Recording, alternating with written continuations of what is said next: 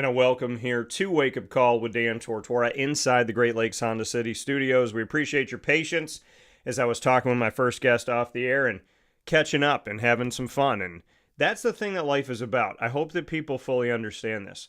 We can all say we're busy. We can all be running around like crazy, but it's never, ever a bad time to sit there, even if it's for a minute, and say, how you doing?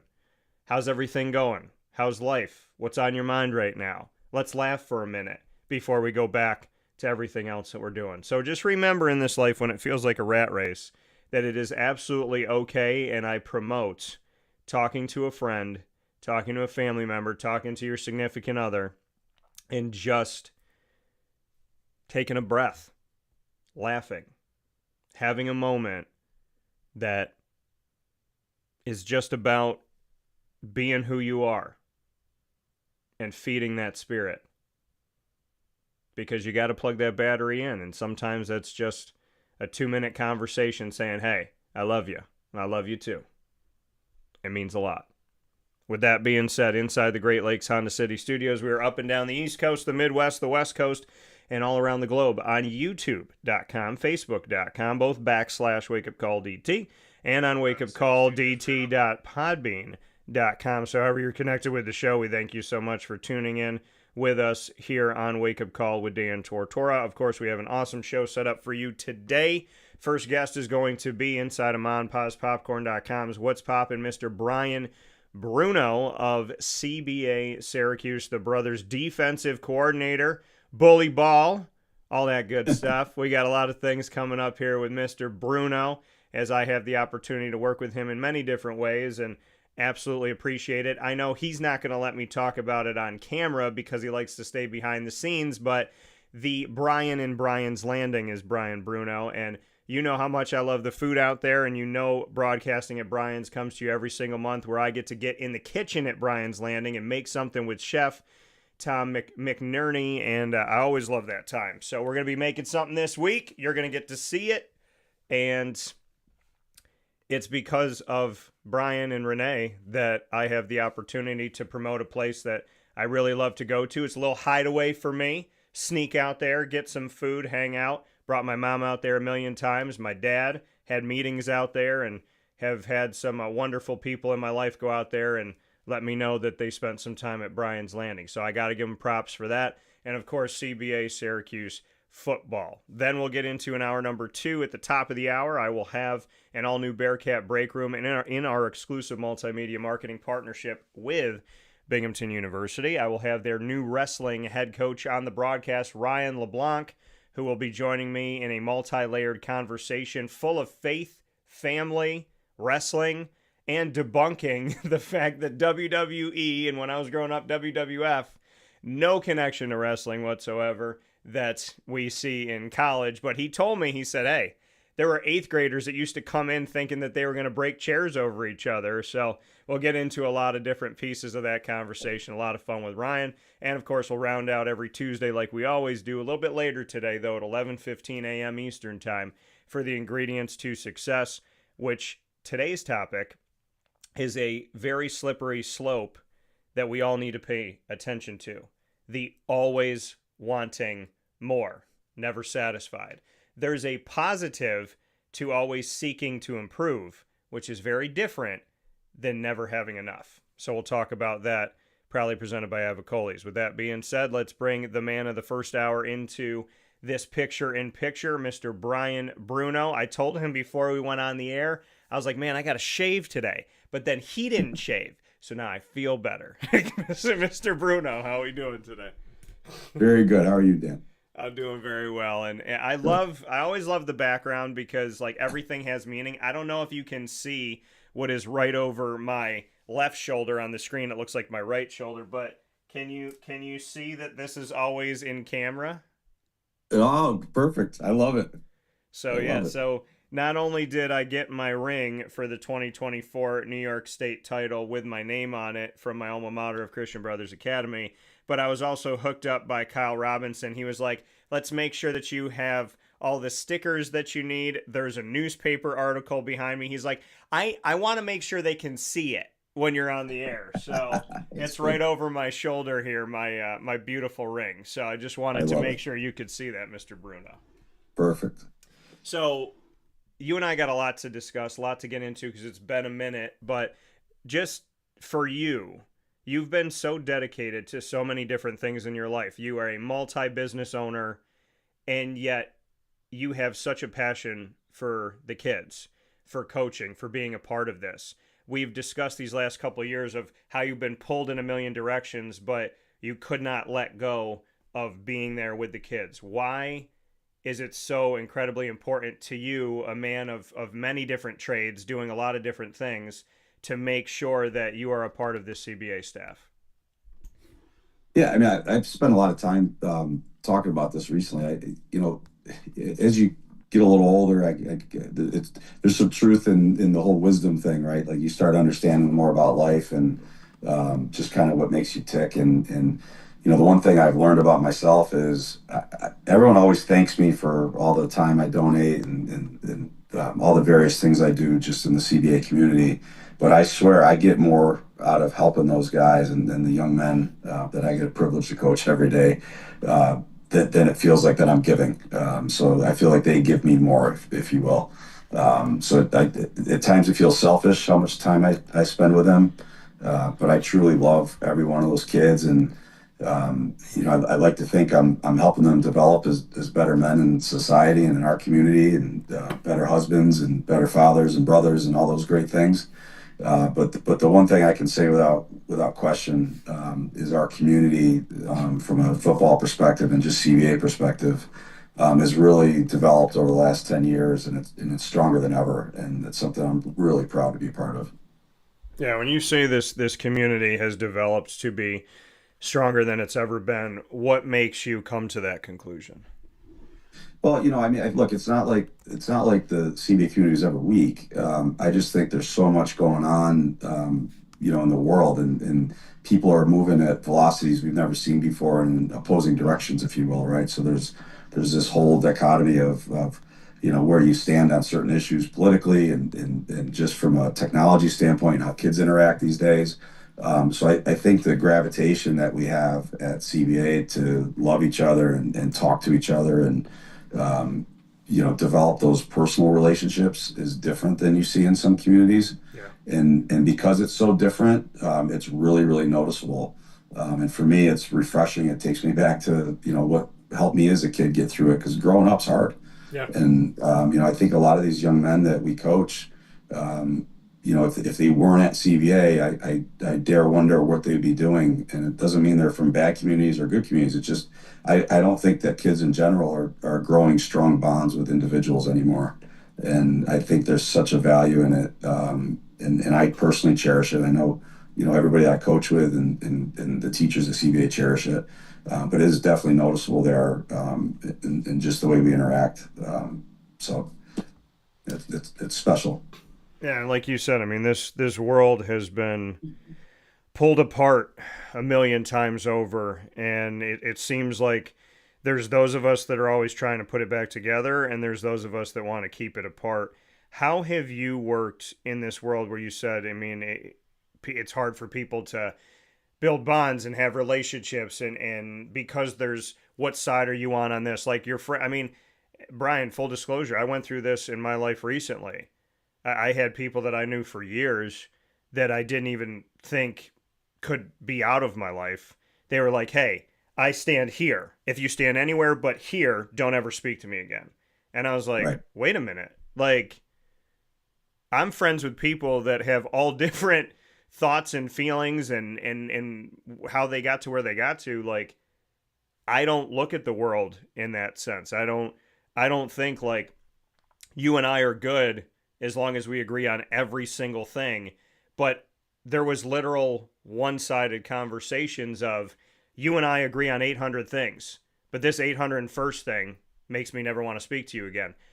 How are you navigating that with these kids? Because they're growing up in a society where people literally will end relationships within family, friendships, work if somebody has everything in common But one thing, the moment that one thing comes in, they say, hey, get out of my life forever, blocked, deleted.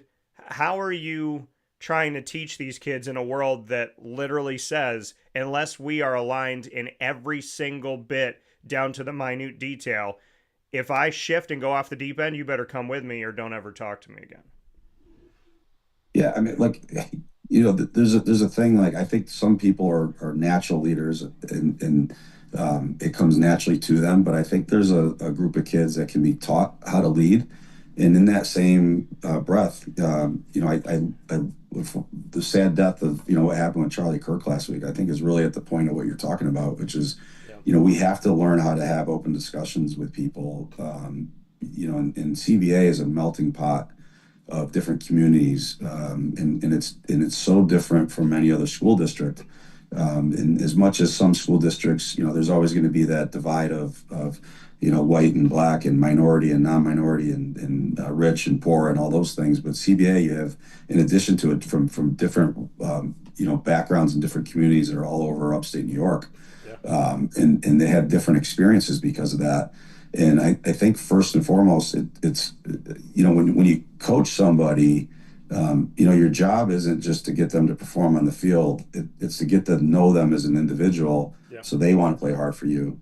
And I think part of our role as coaches is to teach these kids how to listen and how to communicate, and how to understand that we can disagree on things, but still agree that, we're friends still.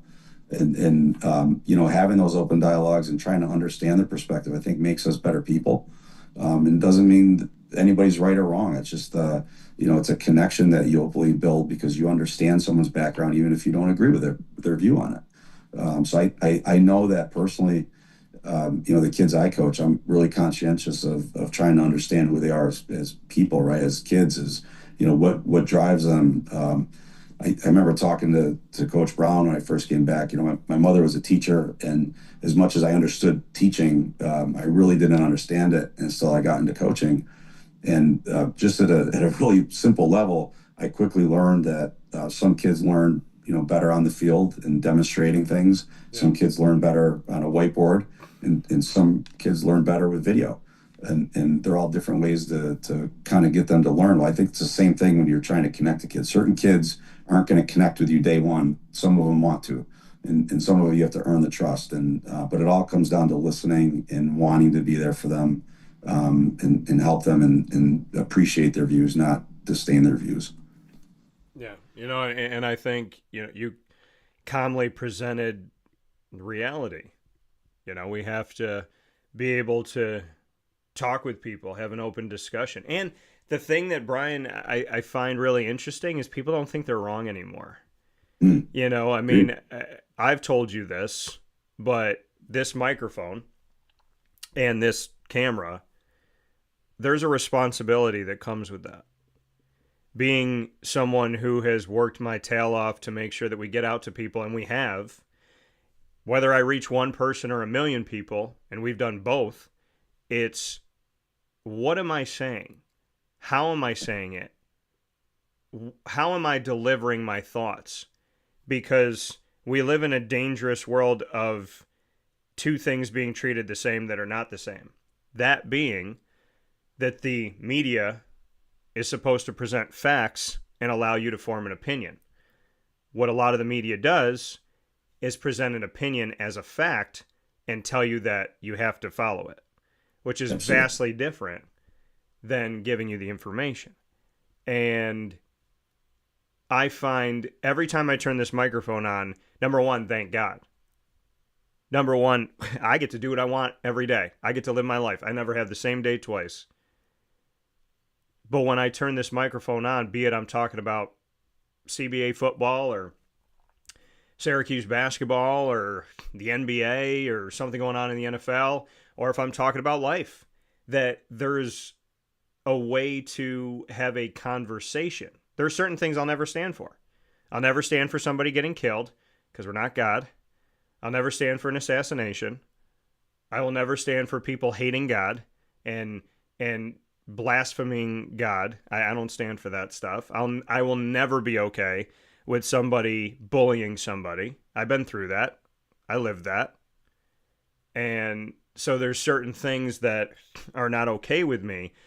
I will always sit and talk with people. And there's been so many times throughout my history where I've brought people on the show and had extremely tough conversations, but they didn't feel tough. They felt like any other conversation because we've already built a relationship where I value your opinion, you value my opinion, let's just talk. And I'm sad that a lot of the media, when they turn their microphone on, are thinking, what can we get these people to do? Can we get them to wear chicken suits if we tell them they won't get COVID? Where I'm looking at this thing saying to myself, how can I bring you closer to God? How can I get you to think about God? How can I help a kid to know that there's life after being bullied? How can I let somebody know that after your grandparent passes away, you're going to be okay? My job every day is not to sway somebody. It's to help someone be okay. And I just feel like we've lost the essence of the microphone, the value of the microphone, and leadership. Because you're leading on a football team as a defensive coordinator, as a teacher. I'm leading through my way with this microphone, and I feel like people have to really understand the weight of what they do, the value of what they do, and to be careful with what they do and say. Because I feel like we're living in a world right now where everybody wants to fact check, but nobody wants to be fact checked. And hypocrisy, as I always say, Brian, is the eighth deadly sin. Yeah. Yeah. Look, I could talk about this all day. There's two things that I'm always really worried about with, talking with the kids. And one of them is I really believe that in general, kids are very hesitant to show vulnerability. This day and age, they don't want to open up and talk about what's bothering them. And in small settings, I mean, we try to get the kids to talk about, hey, I got a lot of pressure from dad to perform this week, and I'm really struggling in school, and my grandma's sick, and those type of that type of openness within a team builds a strong connection, but it also allows them to understand they're not alone, because oftentimes when they tell somebody, I'm really feeling the pressure from my father, and I know he wants what's best for me, but this feels like it's more for him than it is for me. There's someone else on that team that feels the same way, and they start recognizing that they're not alone, and I think that's really important. And the other thing that I think we all have to be really conscientious of is the social media aspect. And there's this sickness right now with kids that they think they need to have a Division I scholarship to be successful in football, and nothing could be further from the truth. And a lot of what we see and these kids are seeing on social media isn't true. There's these low lives, I'll call them, trolling social media and making connections with kids, so kids can send out some graphic that they've been contacted by University of Tennessee or Alabama or whatever, and it's not real. And then the other kids in the community start thinking they're failures because they're not getting connected to, when the reality is everybody just needs to try to use their sport to get something that they couldn't get otherwise at college. And whether that's financial aid or acceptance or whatever, that's the winning in it. And I think there's nothing greater than a kid that gets accepted to a great school to pursue an education that he wants, where he couldn't get in if he didn't play a game or a sport or an activity. And that's where the focus needs to continue to be, not glorifying Division I, because the D1 piece doesn't matter. It's about access. I mean, if there's ever a day and age where you can just be good at something, you'll get noticed, it's now. You don't have to play at Alabama to get to the NFL. If you're good enough at Hobart, they're going to find you. Yeah. And those two things I think are really important for kids to understand is just stay attached to people and don't think what you see on media is real. Yeah. I mean, there's a lot of fake things that happen on social media. And I tell people all the time, and you know this, Brian, I'm like, I use social media to promote my business. Outside of that, I'm a hermit. Like, I don't let people know. Like, when I go to Brian's Landing to have dinner, I'm not telling anybody. I'll take pictures to promote later to say, like, this sandwich was fantastic.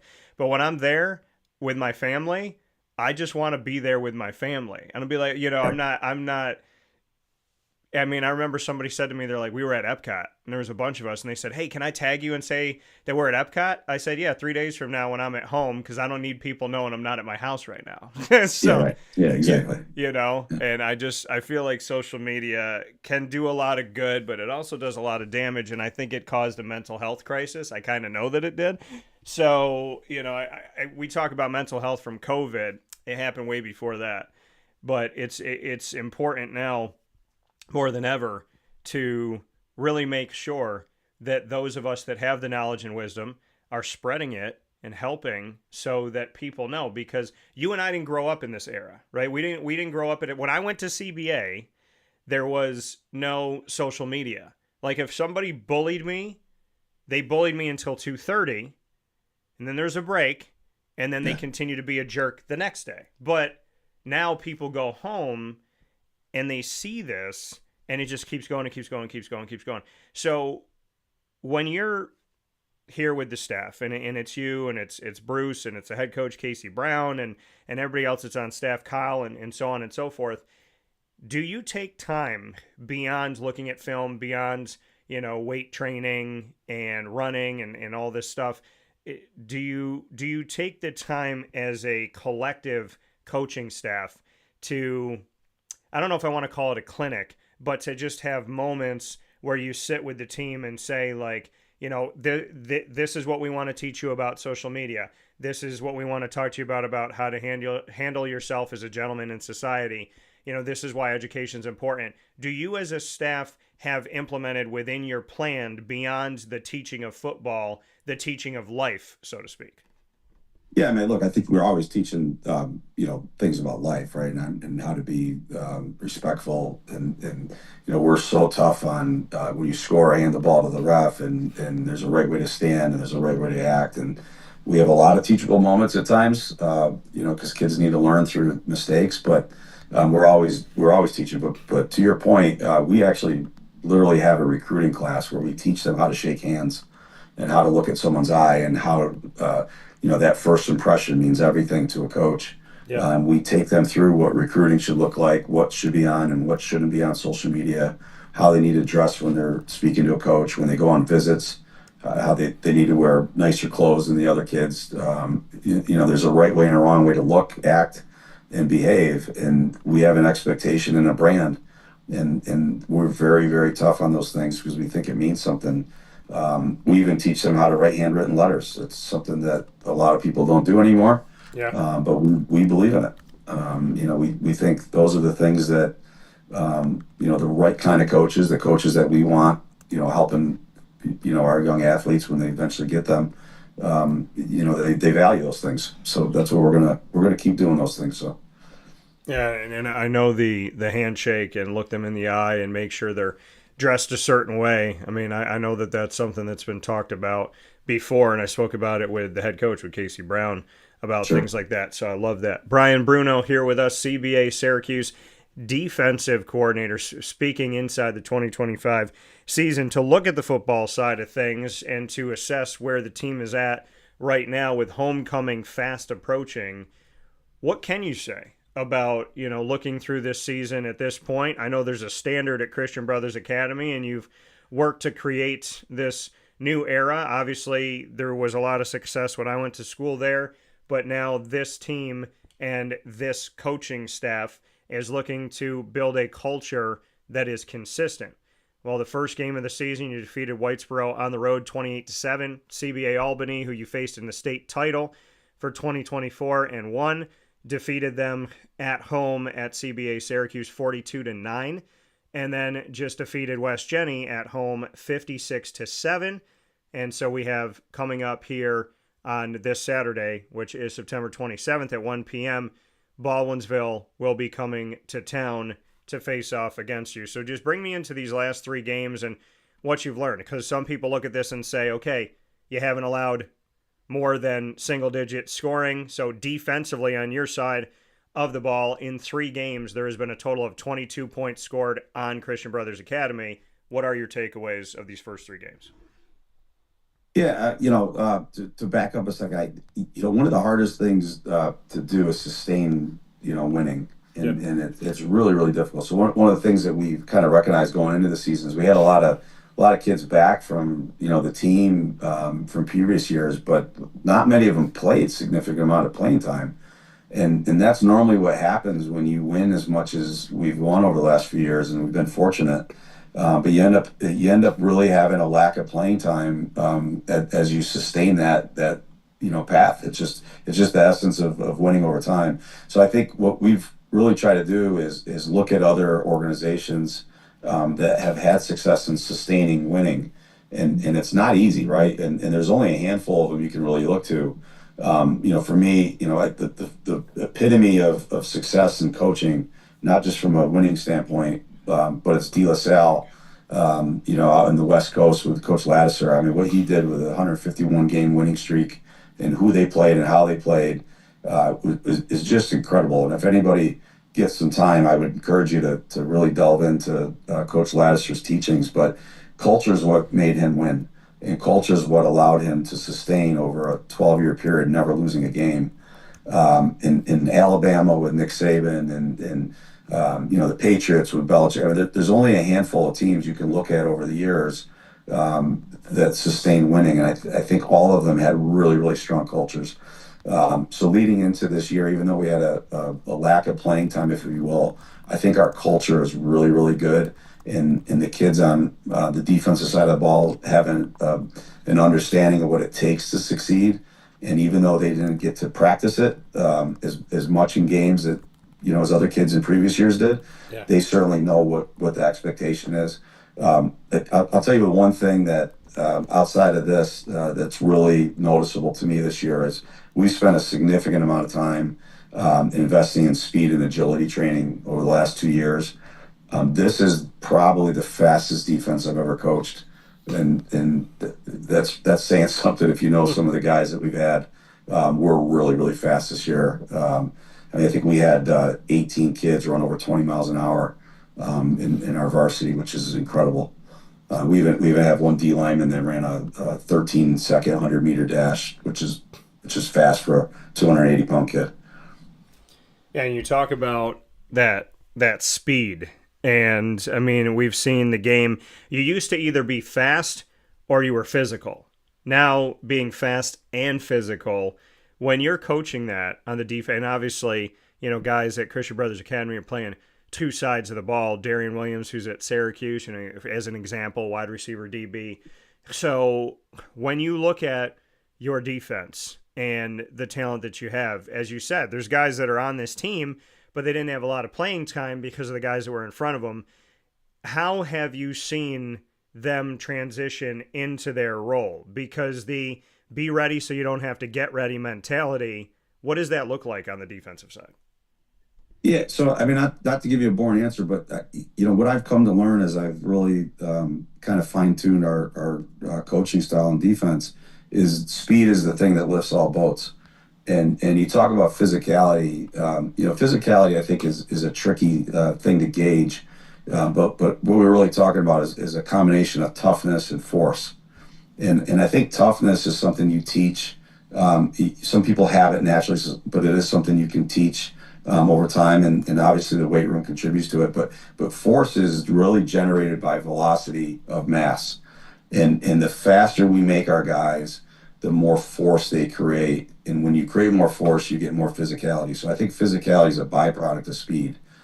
So we've spent an incredible amount of time working speed, and speed is a really interesting phenomenon. But I can tell you, I'm addicted to it. And everything from the exercises we do to the sprints that we do, but just the form and some of the plyometrics training that we're doing. The leaps that we've seen in some of these guys is astronomical. When you take a guy that ran an 18-meter fly, 10-meter fly in 18 miles an hour and push him to 22 miles an hour, that's an incredible increase in speed, but it's also an incredible increase in force. So I think when you see us play, you see a lot of speed and a lot of physicality because of it. Well, yeah, and when you look at Christian Brothers Academy, and I mean, I know my education there was on a collegiate level. is the mentality and the focus to have the athletics also on a collegiate level, so to speak. Yeah, I talk to Matt Keogh, the school president, about this often. I think that CBA should strive to be the best in every single thing it does, and even outside of sports, I think it should have the best arts program, the best science program, all the way through. And I think the one single thing that we're starting to see in sports, fortunate and unfortunate, but there's definitely this dedication to singular sports, which I don't love. But you see a lot of parents and kids traveling further and further to get specialization. And I think that we as a football staff have really, kind of developed the best speed and agility program that's comparable to colleges. I can tell you there's multiple colleges that reach out to myself and some other guys on staff to find out how we're doing our speed program because of how noticeable it is. And we like sharing, our successes and some of the things that we're working on. But it's also something that helps every single athlete in every single sport. So we've started recently taking our speed training, and I'm working with a group of female athletes because I think it also helps them in their sports, and I'm excited to see the impact that it can make. But there's no doubt in my mind that what we're doing is at a collegiate level.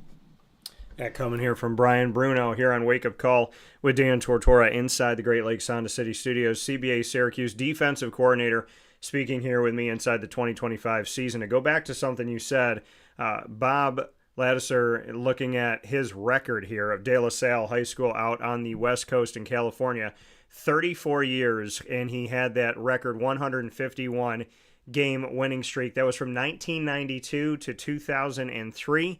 20 unbeaten seasons, and his finishing record, 399 wins, 25 losses, 3 ties, 5 CIF Bowl championships, 28 North Coast titles, and finished number 1 in various national rankings at least 7 times. 58 years old when this happened, and he coached several players who went to the NFL, including somebody that I've interviewed, Maurice Jones-Drew, as well as Amani Toomer, Derek Landry, and DJ Williams. So to just give some credit where credit's due to Ladouceur that you mentioned here, an incredible feat.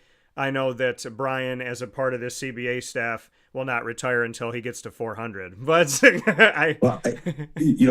of the stats I'd love Coach Ladouceur to comment on is how many CEOs came from his program. Because, all I read about is all these guys that went through De La Salle, how they're running businesses now. And that's just the ultimate testament to the development you have with these kids. But if you get a chance to read his book, watch his documentary, it'll move you for sure. He's a special human. Well, I know when it comes from you that if you say, hey, maybe you should take a look at this, you're one of those people where I say, okay, let me write that down, put that over here on the side so that I can make sure to make that a part of my day, because I know you're always trying to gain knowledge and wisdom. Brian Bruno here with us. Brian, before we jump in rapid fire and have some fun with that, my wonderful path in life, by the grace of God, has brought me the Dante Bacchiers and the Matt Hawns and the Darian Williams of life, and the guys that came before, Sire Torrance, who I love dearly. And I definitely told you this, but when I was at ACC kickoff, and that was just I think today's the 23rd. So about 2 months ago, I was there with Bill O'Brien, and I was sitting in the front row, and I interviewed Bill like I've done the last couple of years for Boston College. And then when he came off the stage, I went over to him and I said, hey, Brian Bruno says hi. And he laughed. And so we talked for, a couple minutes there. And I also said to him, I said, Sire Torrance. And, I said, I'd love to know your thoughts. He said, he's going to play a lot for us this year. And I know he's gone through some injury, but this is before the season. He said he's going to play a lot for us this year if he doesn't start this year. Now, I want to make known, and I believe that his brother Symir shared this, but you're looking at a world where Sire was in the national spotlight for what he was doing out there with this Boston College team, how he was defending the ball. And so I just want to say that a lot of great people have come through CBA. John Phillips, I've had the opportunity, Servassier Dennis, for goodness sakes, to mention a lot of these names and to be around some of these guys, talk with these guys. Servassier and I had a great moment at ACC kickoff when he was there with Pitt, where I was sitting in the front row and I looked at him and he looked at me and we caught eyes, and he's sitting up in his chair and he goes, ah! So like that, moments like that, with people that come from Christian Brothers Academy. But I do want to make mention, I'm sad that Matty Hahn was on the sideline but not in the game. He didn't play in this game, not because coach didn't put him out there, but he was not in pads for the game, and that game was the Colgate game where we saw Darian Williams and Dante Baccier both get their first collegiate reception in their collegiate career at Syracuse, and Darian Williams got into the end zone. At one point, I have a couple pictures of them, but I have a picture of them talking on the sideline, and I also have a picture of them lining up on the same side. So there's a few things I want to say about them to give a little backstory, and then I want to get your thoughts. Darian told me that they were talking to each other, that like Dante and him were talking to me about, they were understanding like, hey, we know how guys are lining up, so we know the ball is probably going to come over here, because they understood the defenses that were lining up against them. So part one is how CBA is not just having strong athletes and saying go out there and win the ball, but to actually teach them things that they're going to know in college and be prepared for. So that's number one, Brian. Number two is just what it meant to you to see Dante and Darian do something that the last time they caught passes in the Dome, they were winning a state title. And the last end zone trip that Darian Williams took was on the game-winning play. So this wasn't just like, hey, cool guys, happy that you're out here getting a catch, while you're with Syracuse. But this is Darian and Dante going back to a place that they've owned for years and having a moment that came right after their state title moment. Like, these first catches were the first catches since winning the title, and that Darian Williams touchdown last time he did it was in that state title final play. So would love to get your thoughts on, one, the fact that they understood the defenses that they were going up against, and two, what it was like to see them have their first moment in college and to have it be in a place where they've had so many state title moments. Yeah, I mean, I'll touch on the first thing first. So I think the world of Coach O'Brien, and I love all his staff there. And one of the things that Sire, told me early on when he first got to camp, and Cy and I have an obvious special relationship just from my time as his position coach and coordinator.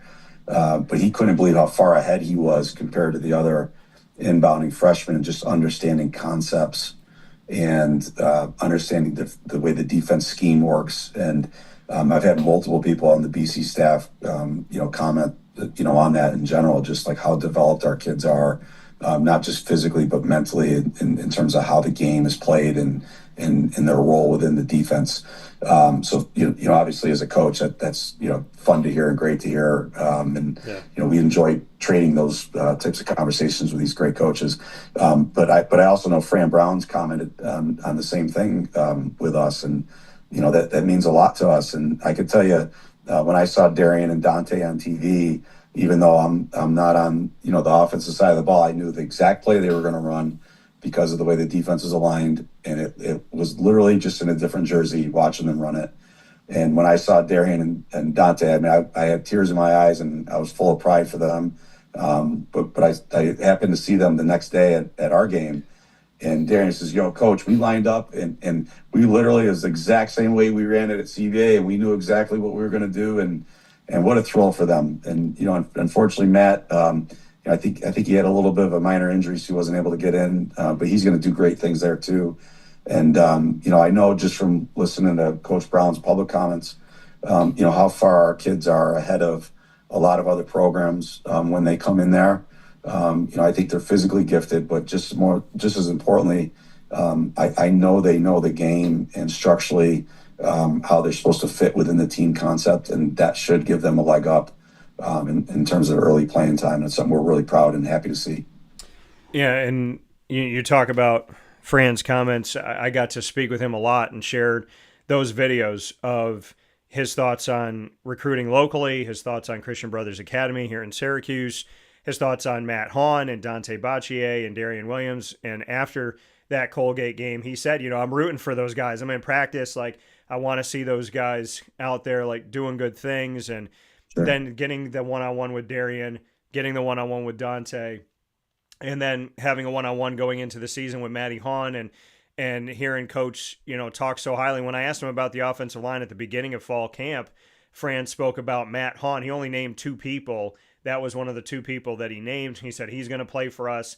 And when I asked him about recruiting locally, he said a lot of things about CBA, about the culture, about what you're building there, about what you have. To hear that echo, because I'm standing there asking those questions, and that I'm coming from I'm coming from the world of, I have done everything that I possibly can through my show to make sure that these kids have a spotlight, these coaches have a spotlight, that Central and Upstate New York has a place in recruiting, that people are seeing these kids, knowing these kids, and give them a chance. But that never came from Syracuse for the most part. And as I'm standing there talking with Fran Brown, and I'm hearing the, this about CBA and that about CBA, and this is how they train them, and this is what they do, and this is what they're building, and people got to understand there's a really good program over there down the road and whatnot. I'm feeling fulfilled in the sense of Syracuse is finally looking at the community, but I'd love to get your thoughts on what Fran Brown has said, because to me, he's not just talking about the community. He specifically has spoken about what CBA does and how you do it. Yeah, I mean, I don't want to. I try to remember everything he said. I certainly don't want to put words in his mouth, but I've heard him say on several occasions, in commenting on our coaching staff and our development of our kids, and I can't thank him enough for acknowledging it. We too think that we're one of the best coaching staffs in the Northeast, and it doesn't mean that there's not other good coaching staffs. But I can certainly say with a lot of pride and certainty that our kids are definitely getting developed. And I think the combination of what we do off the field is just as important as the stuff we're doing on the field. And, earlier we talked about what CBA represents. We want to be known as the best. And that's the internal thing that keeps our coaching staff, striving for better perfection. And we have a really, really good coaching staff. Guys that have NFL experience, multiple D1 players, and a lot of guys just with a wide range of wealth and knowledge. But when Fran comes in and I think he sees the concepts that we're teaching, the complexity of what we're doing, it's not simple stuff, but also the combination with that and the speed and agility that we're doing and how much faster our kids are than the other kids, it stands out and is noticeable. And I also go on to say that, there's been a lot of studies done, and I think New York has been under-recruited for a long time, and congrats to Fran for, finally recognizing it. There was a study done not too long ago, but New York was the second least recruited state with the most NFL prospects, just behind Louisiana. And I think it's a really easy answer as to why. New York's a huge state, but it's also heavily populated. So it's hard for people to recruit it and to recruit the whole entire state in a short amount of time. So, that's what you're going to get. So I love seeing Liverpool kids getting recruited, and CNS, Rochester, Buffalo, all of them. I think it's great for our whole community. There's a lot of good football here. Yeah, and I love that. And I love that, you echo that it's not just CBA, that it's, hey, if there's somebody out here in Central and Upstate New York, go see him, bring him in, and let's make sure we take care of the community. Brian, yeah, absolutely. Let me tell you, there's some good players on that Waitsboro team. I was impressed with that program myself. Yeah, and I love it. I love, and this is why. And people have called me crazy. It's funny how, Brian, it's funny how people call you crazy for defending the kids in your community when coaches aren't recruiting them. And then when Fran comes in, all of a sudden the media is like, oh my gosh, what do you think about the kids here? And I was like, wait a minute, you hate all the kids here. So you don't talk about the kids. Not that you hate them, but, it's like I was 2-hour conversations on social media of getting blasted because I said, can Syracuse take 3 kids from all of New York State. Not 100, just take 3. Right. And, right. you know, so I mean, and I said, listen, if the hill I'm going to die on is supporting our community and the kids within it, then Jesus take the wheel. So yeah, there was too many Stevie Scotts and Mike Harts and Marquise Walkers over the year, right? I mean, there's too many good athletes that came out of this area that left for someone not to notice. So good for Fran. Yeah, absolutely. Well, let's jump into rapid fire. You and I have spoken about sports and life, which is exactly what we do here on Wake Up Call inside the Great Lakes Honda City Studios. Your defensive coordinator, Mr. Bully Ball, Brian Bruno. Give me your first question, Brian. What do you got? Well, so this time I came prepared because normally I'm off the cuff. So I was thinking long and hard about what I was going to ask you. Okay. So I'm often having this debate. But if you had to pick your starting 5 all-time Big East basketball players, I want to know who your starting 5 would be. All-time Big East basketball. That's such a great question. The Archidiacono family of Villanova, I think they all got to play for 9 years each. But I would say all-time Big East. Well, first and foremost, Syracuse fans don't hate me. The inside, Emeka Okafor. I can't help but pick him because he was just a pain in the butt to play against. So I would say Emeka Okafor. I got to pick my man Wally Pops, John Wallace. Oh, man.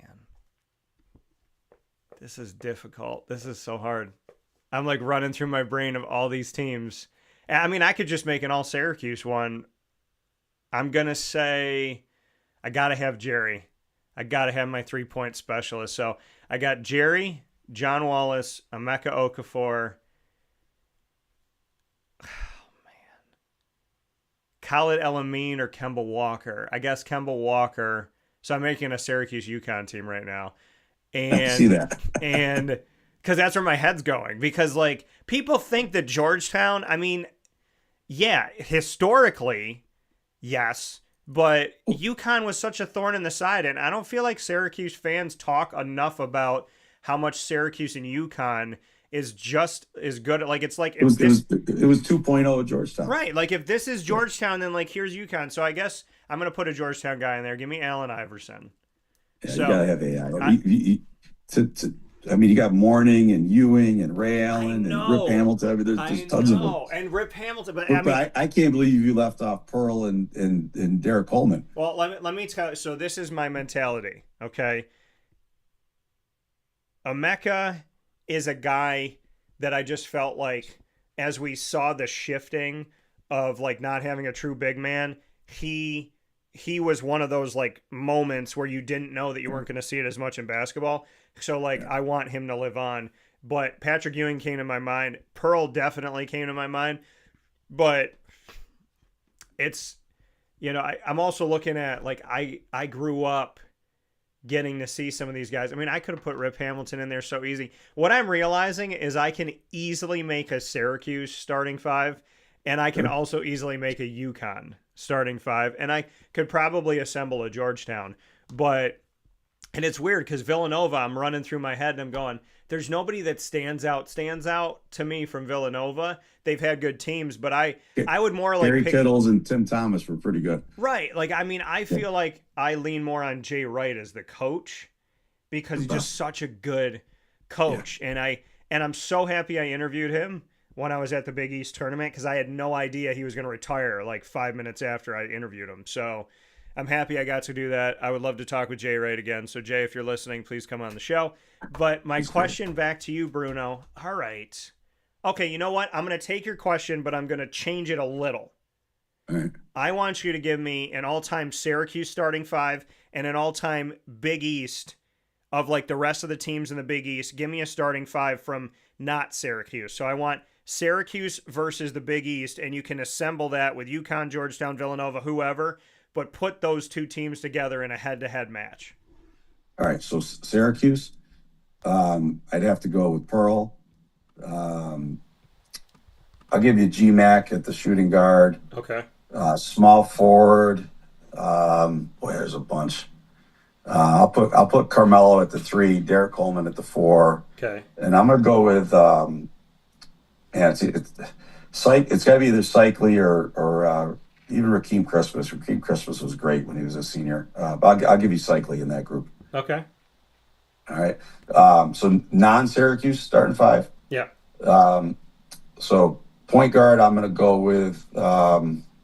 Boy, there's a bunch of my mind. I'm gonna give you AI. We'll put AI at the point. Okay. The two guard, I'll go Ray Allen. The three, I'm gonna go with Chris Mullen from back in the day. Okay. The four, there's so many good ones, like you said. Cliff Robinson. Okay. At UConn, the first good UConn guy, I think. And the five, I gotta go with Ewing. He was just too dominant. Yeah, it's literally so difficult. The moment that you said it, I was like, man, this stinks because I'm leaving like a million people off. Yeah. By the way, Syracuse will always be a Big East basketball team. I don't care what anybody says. 100%. So, 100%. What's your next question for me, Mr. Bruno? All right. So you know from talking to me before, you got a special connection with Cooper Flagg. Mm-hmm. So obviously I'm an NBA fan now. I never was before. But I want to get your thoughts on Cooper Flagg this year. Does he average plus or minus 20 points, and does he make the All-Star team? Good question. Mr. Dallas Maverick now. He's changing blue for the same blue, pretty much. That's right. But I would. Well, he's got three blues because he started in Maine. So yeah, that's true. So I'm gonna say. So does he make the All-Star team? I'm gonna say yes. And then you said, what was the first part? The plus or minus 20. Plus or minus average 20 points a game? Yeah. I mean, I think he kind of has to because, you don't have Luka on that team anymore. But I would say, I'm going to say, yeah, he'll be close. I can see him in the 18 to 19 range. So let's say I'm going to say just shy of 20 points a game. And he makes the All-Star team. I love it. That's I'm expecting great things from him. I think he's just such a throwback player. He's so gritty on defense that I think he's gonna surprise people how really good he is. Okay, fair enough. I like it. I'm excited to see it, and obviously pay attention to what he's got going on. By the way, when Syracuse faced off against Duke, I'm walking down the hallway and I'm going to do interviews, and I have somebody hit me in my chest as I'm walking by, and I'm like, what the heck is going on? I turn around, and there's Brian Bruno and Renee Bruno, and they're like, hey, what's going on? And I was like, hey, how are you guys doing? And it was like, oh, we're just here, for our son to see Cooper and this and that. And I was like, oh, that's cool. Like, everybody wants to see him. And you're like, you don't understand. We're family friends with Cooper Flagg. We've known this kid since he was, like, little and all this. And I was like, oh, okay, Bruno, so why have I not had dinner with Cooper Flagg is the question. But he's been at Brian's Landing too. That's a cool thing. I felt really bad that day because I ran into Mrs. Autry, and I love the Autrys, and I coached their son Trey when he was at CBA for a while, and I was dressed head to toe in my Duke gear for the first time ever. I was at a Syracuse game, not dressed in Syracuse. I ran right into her. So my apologies, but friends are friends. So yeah, listen, there's times where you can do that. Like I tell people all the time. My little sister Franny, she went to CNS. And obviously, people know that I have covered so many teams here in Central and Upstate New York, and will continue to do that. But I was like, when I'm wearing a Tortora 21 shirt for my sister, I'm not apologizing to anybody. So nor should you. Right. So, and now she's at Lemoyne, and she'll be wearing number 2. So I'm obviously going to be supporting my sis no matter where she is. So my question back to you, Brian. All right. So I got you to drink rain. So I got you to drink a little bit of this stuff. So they've changed their flavors over time. They used to have a blue raspberry called like Razzle Dazzle or something like that, and they had an orange creamsicle. They don't have those anymore. They only have 4 flavors. My favorite flavor is the sour gummy worm, which is the one that I have. Ooh. So my question to you is, if Rain approached Brian Bruno and said, "Give me the wildest flavor that we've never created that you would like to taste," what flavor would you create? That's a good one. I got to say, secretly, we have a hidden stash of Purple Rain in our coach's office that a few of us dabble in before the game. So you got more than just myself hooked on those. but I probably have to go like ice cream flavor, like a black raspberry or something. I get something with raspberry because blue raspberry, all those things go well. I'll go with black raspberry rain in my new drink before games. Get me a little more revved up than I already am. Well, I'll tell you, when I had my tonsils out, they told me I had to eat ice cream, and the ice cream that I ate was black raspberry, and I added caramel to it, and it Ooh, was fantastic. I suggest that everyone does it to this day. yeah. I also lost like 10 pounds eating ice cream every day, and my mom was like, I need to figure out how you do that. Yeah, So, don't start that diet. It would be that'd be a scary one. yeah, that's true. So my question. So now you get one final question for me. For those of you that are awaiting our Bearcat Breakroom, it'll be coming up with Ryan LeBlanc right after this final question from the both of us. Brian, what's your final one? All right, so in the theme of everything we're talking about lately, so Mount Rushmore of coaches, Of just coaches. of every sport? Yep, give me the four guys you're putting in your Mount Rushmore for coaches. I don't think it's fair that you've done this to me today. So I was prepared. I know. So of like every sport, my Every goodness. So sport. who the heck can I put on this thing? All right. This stinks. So I have to pick something. Okay. All right. So NBA, Phil Jackson, NFL, this stinks. NFL, I got to go with Vince Lombardi. I don't like this because I have names like I'm like, okay, this is who I have, and here are my other names. So Vince Lombardi, Phil Jackson,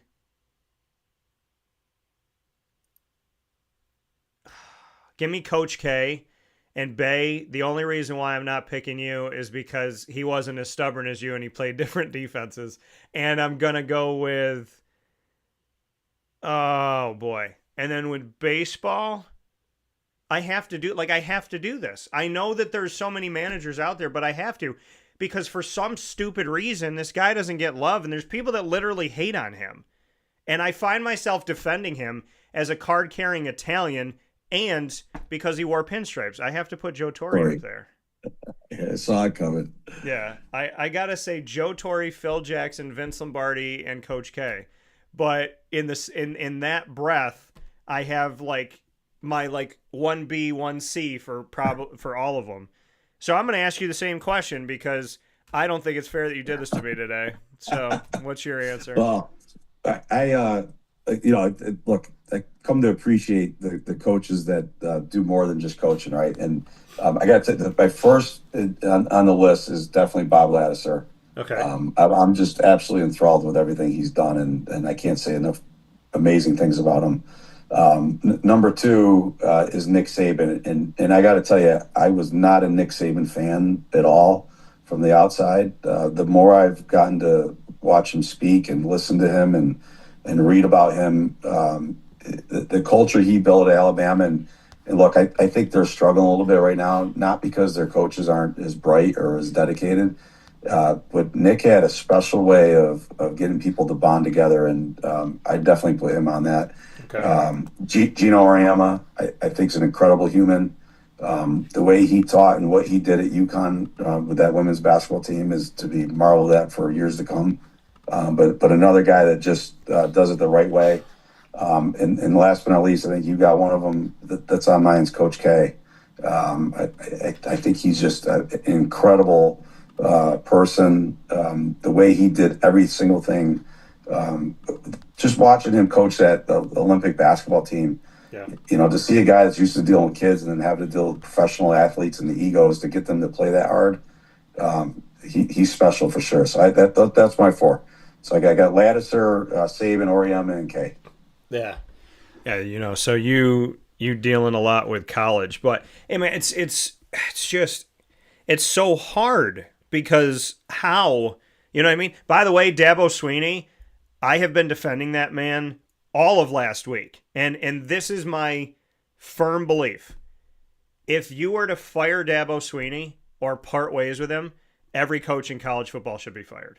Because if if that high peak is not good enough, everyone else is below it, including Kirby But Smart.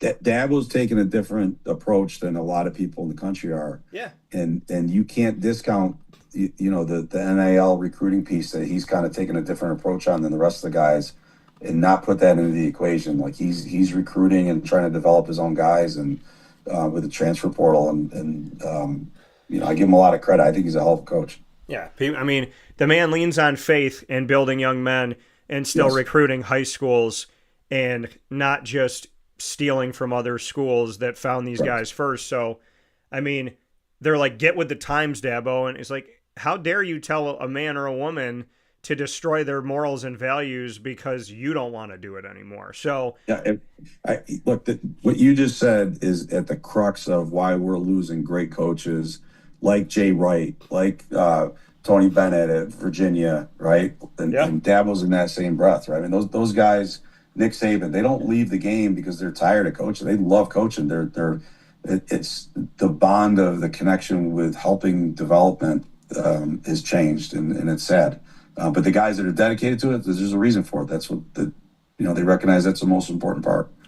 Yeah. And when I had a one-on-one with Dabo a couple months ago, we spent that entire time talking about faith in God. And I'll leave you with this, Brian. So I do this thing where I go home, my Bible's next to my bed, and I'll close my Bible, open it up to a random page, and then I kind of just go where my eyes go, and I say, okay, God, what do you want me to see today? Dabo and I had a conversation about the eye being the lamp to the body, and what you take in, and are you going to be a lamp? Are you going to be a light? Or will you be filled with darkness? He told me this passage from Luke that I had never read before, never known before. Come home from interviewing with him, open my Bible, random page, bottom left corner, the exact passage that he said. Wow. And my Bible's, and on the other side of that passage is a chapter that is in Luke that is literally titled "Do Not Worry." So, love it. Just so you know, God doesn't work in mysterious ways; He works in purposeful ones. Brian Bruno, CBA Syracuse defensive coordinator, speaking inside the 2025 season. Mr. Bruno, as always, the time is well spent. I will look forward to seeing you very soon, hopefully within the next few hours.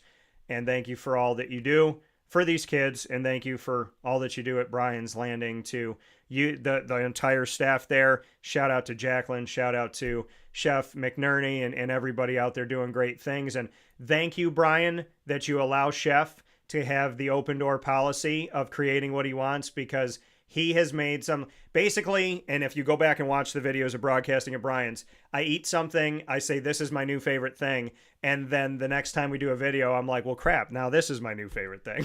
So he's done a phenomenal job, and I like that you let him be a little mastermind in the kitchen. Well, absolutely. I'm proud of everything he's developed, and I got a great team there. I can't say enough good things about him, so. Yeah. Well, thank you to you. Looking forward to seeing you soon, and God bless as always. Same here. Thanks for having me. And shout out to your daughter who just graduated from cosmetology school. Oh, appreciate it. Thank you. Take care. All right, John. Yeah, bye. See you. That coming from Brian Bruno.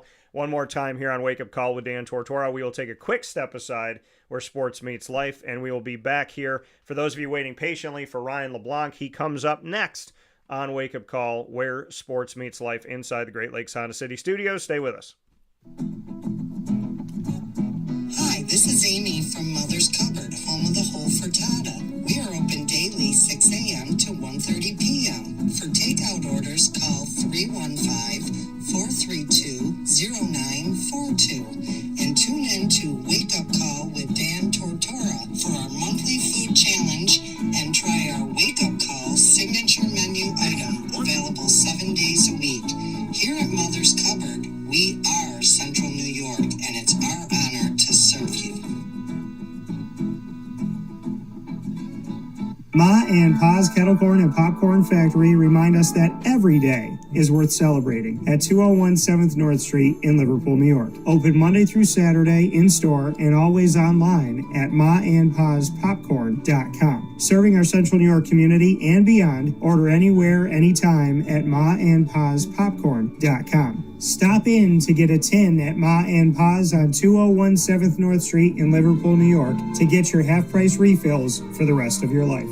Come to Ma and Pa's for your holiday gift giving for family, friends, employees, and clients. And remember, for fundraising and events, to call 315-450-6272. That's 315-450-6272. Ma and Pa's Kettle Corn and Popcorn Factory. How corny are you? This is Jim Sikowski, owner-operator of Chick-fil-A Cicero, 7916 Brewerton Road in Cicero, right in front of the Home Depot. I had a deep feeling that God wanted me to do something bigger with my life and to help people, help others. I kept putting Chick-fil-A in my life, and I realized as I was going through the franchise selection process that positively impacting the lives of others was really core to what we do here at Chick-fil-A. First of all, it starts with the food. The food is brought in fresh daily. We bring in local produce. We prepare to order in the kitchen. We hand bread our chicken. We hand spin our milkshakes. It's great food. It doesn't taste like fast food. I think the second thing is the way people feel when they come in a Chick-fil-A restaurant. It's different. We try to treat people with intentional kindness here, which is very different and deeper than good customer service. And so I think it feels remarkable for most people to come in a Chick-fil-A restaurant. And then lastly, the impact that we try to have in the community is very different. It's a big part of the expectation of every operator of a Chick-fil-A restaurant is that they're actively engaged in their community, they're a leader in the community, and they're making a difference. When they realize that what we're striving to do is to shine a little light in their life, that's a very, very different experience than you will have in any other quick service restaurant. And it's that remarkable experience that I think people will emotionally connect with. Avicolli's restaurant, located on 7839 Oswego Road in Liverpool, New York, has been serving our community for decades. Your place to go for home cooking on the corner of Route 57 and Wetzel Road is just minutes from Liverpool High School. And every single month, Wake Up Call with Dan Tortora is on site, on location, with Liverpool sports, student athletes, coaches, and administration telling their stories throughout the year. We look forward to seeing you on site at Avicolli's for their casual pizza side, their fine dining, as well as their bar. And of course, you can order online at myavicollis.com. That's myavicollis.com. For takeout, delivery, and catering, call 315-622-5100. That's 315-622-5100. Come on into the neighborhood spot Avicolli's, open 7 days a week in Liverpool, New York.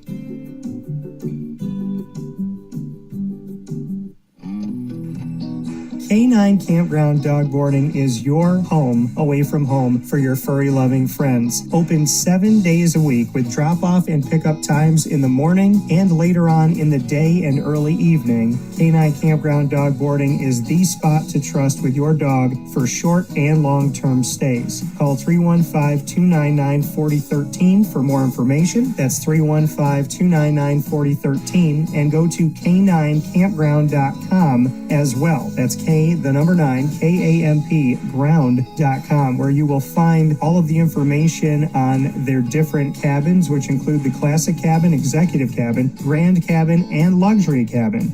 K9 Campground Dog Boarding, where your dog will have indoor and outdoor areas as well as their own private cabin for any size, any breed, as well as dogs with different needs. Dog parents and dogs alike choose K9 Campground Dog Boarding. Isn't that right, Lily?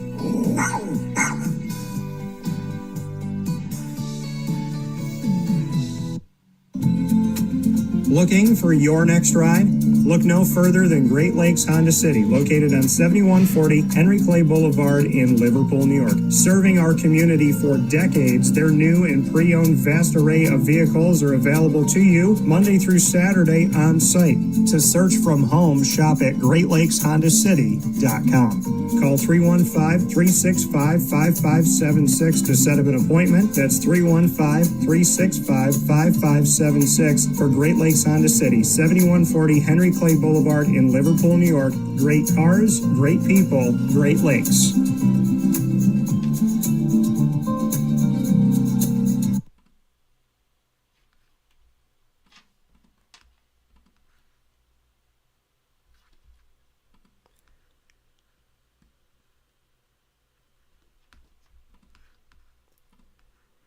And a welcome back here to Wake Up Call with Dan Tortora as we get set here to bring you the conversation with Mr. Ryan LeBlanc. We appreciate you being here inside the Great Lakes Honda City studios as we get set for another Bearcat Breakroom. Want to let you know that Great Lakes Honda City is available to you on 7140 Henry Clay Boulevard in Liverpool, New York, and cannot thank you enough for being a part of the show. And a welcome back here to Wake Up Call with Dan Tortora inside of the Great Lakes Honda City studios. Great Lakes Honda City here with you on 7140 Henry Clay Boulevard in Liverpool, New York. Open for sales and service Monday through Saturday. Get a sneak peek by going to GreatLakesHondaCity.com. I am picture-in-picture for this edition of the Bearcat Breakroom with Ryan LeBlanc here with me, the Binghamton wrestling head coach, new head coach to the team heading into the 2025-26 season. So, we've covered wrestling with the coaching staff and student athletes over a year here on Wake Up Call with Dan Tortora. And now in this new chapter with Ryan LeBlanc, we have the opportunity to welcome the new leader of this wrestling program for the Bearcats. And with that being said, Ryan, how are you? I'm great. Thanks for having me on. Excited to talk about Binghamton and Binghamton wrestling. Absolutely. So congratulations. I know I said it to you off the air, but congratulations on the opportunity. As soon as I saw the news come in, it was sitting here with me like, okay, once I saw that signing, I'm like, we got to have Ryan on the show, got to talk with him and get to know the new leader. So I want to officially say congratulations on the air. Awesome. Thank you. Of course. Thank you so much. Ryan, bring me into it. Let's go all the way back for you in the wrestling world. What drew you to wrestling in the beginning? How old were you, and what ultimately brought you into this world? It was not a conscious choice. I grew up in a wrestling family. My dad was a wrestling coach, and I had two older brothers. And so, before I could walk, we had a wrestling room in our garage, and so I was on the mat from day one. So for me, growing up, it was just kind of part of life. Like, I didn't know, there was no choice. There was just like, hey, this is what we do. And so, I was really blessed and fortunate in that way. And like you said, having it in the family and it was just kind of there with you from the jump. Did you find your own way with it early on? Or was it something where, your family's really into it and you had to find your connection to wrestling individually? Like, was it something where you just kind of felt like, hey, this is a family thing and I love it and I'm in it? Or did you have to learn to love it? I think I always loved it. It was like my brothers were coming through, and those guys were, to me, they were like, when I just remember being young and wanting to emulate them and then my dad's wrestler, so he was a coach. So like, I feel like from my early memories in the sport of wrestling, I just remember chasing around the older kids and watching them wrestle and wanting them to win and just being a huge fan of the sport, really. Like, it was never a situation for me where I felt like I was forced or I didn't love it, or, if anything, I was like the little kid on the side of the mat yelling because I didn't understand why kids didn't try harder.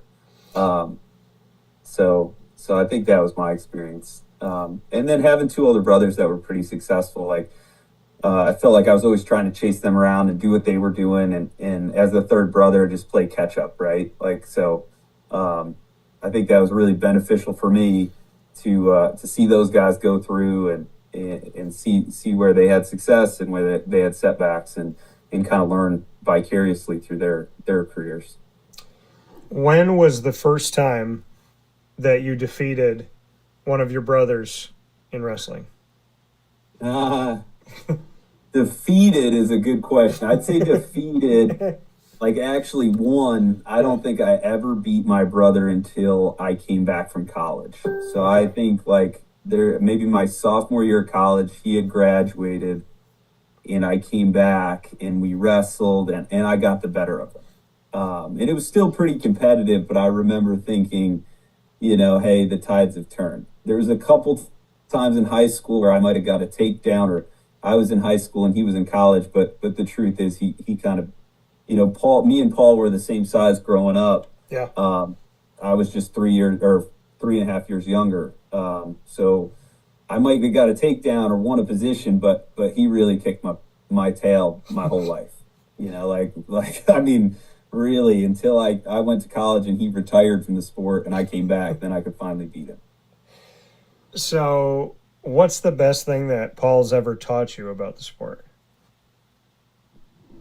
The best thing, I don't know. That's tough. I mean, I think, when your brother's 3.5 years older than you and you kind of have a built-in workout partner, like when Trevor and Paul went off to college and then they came back, they really taught me how to wrestle at the college level. I was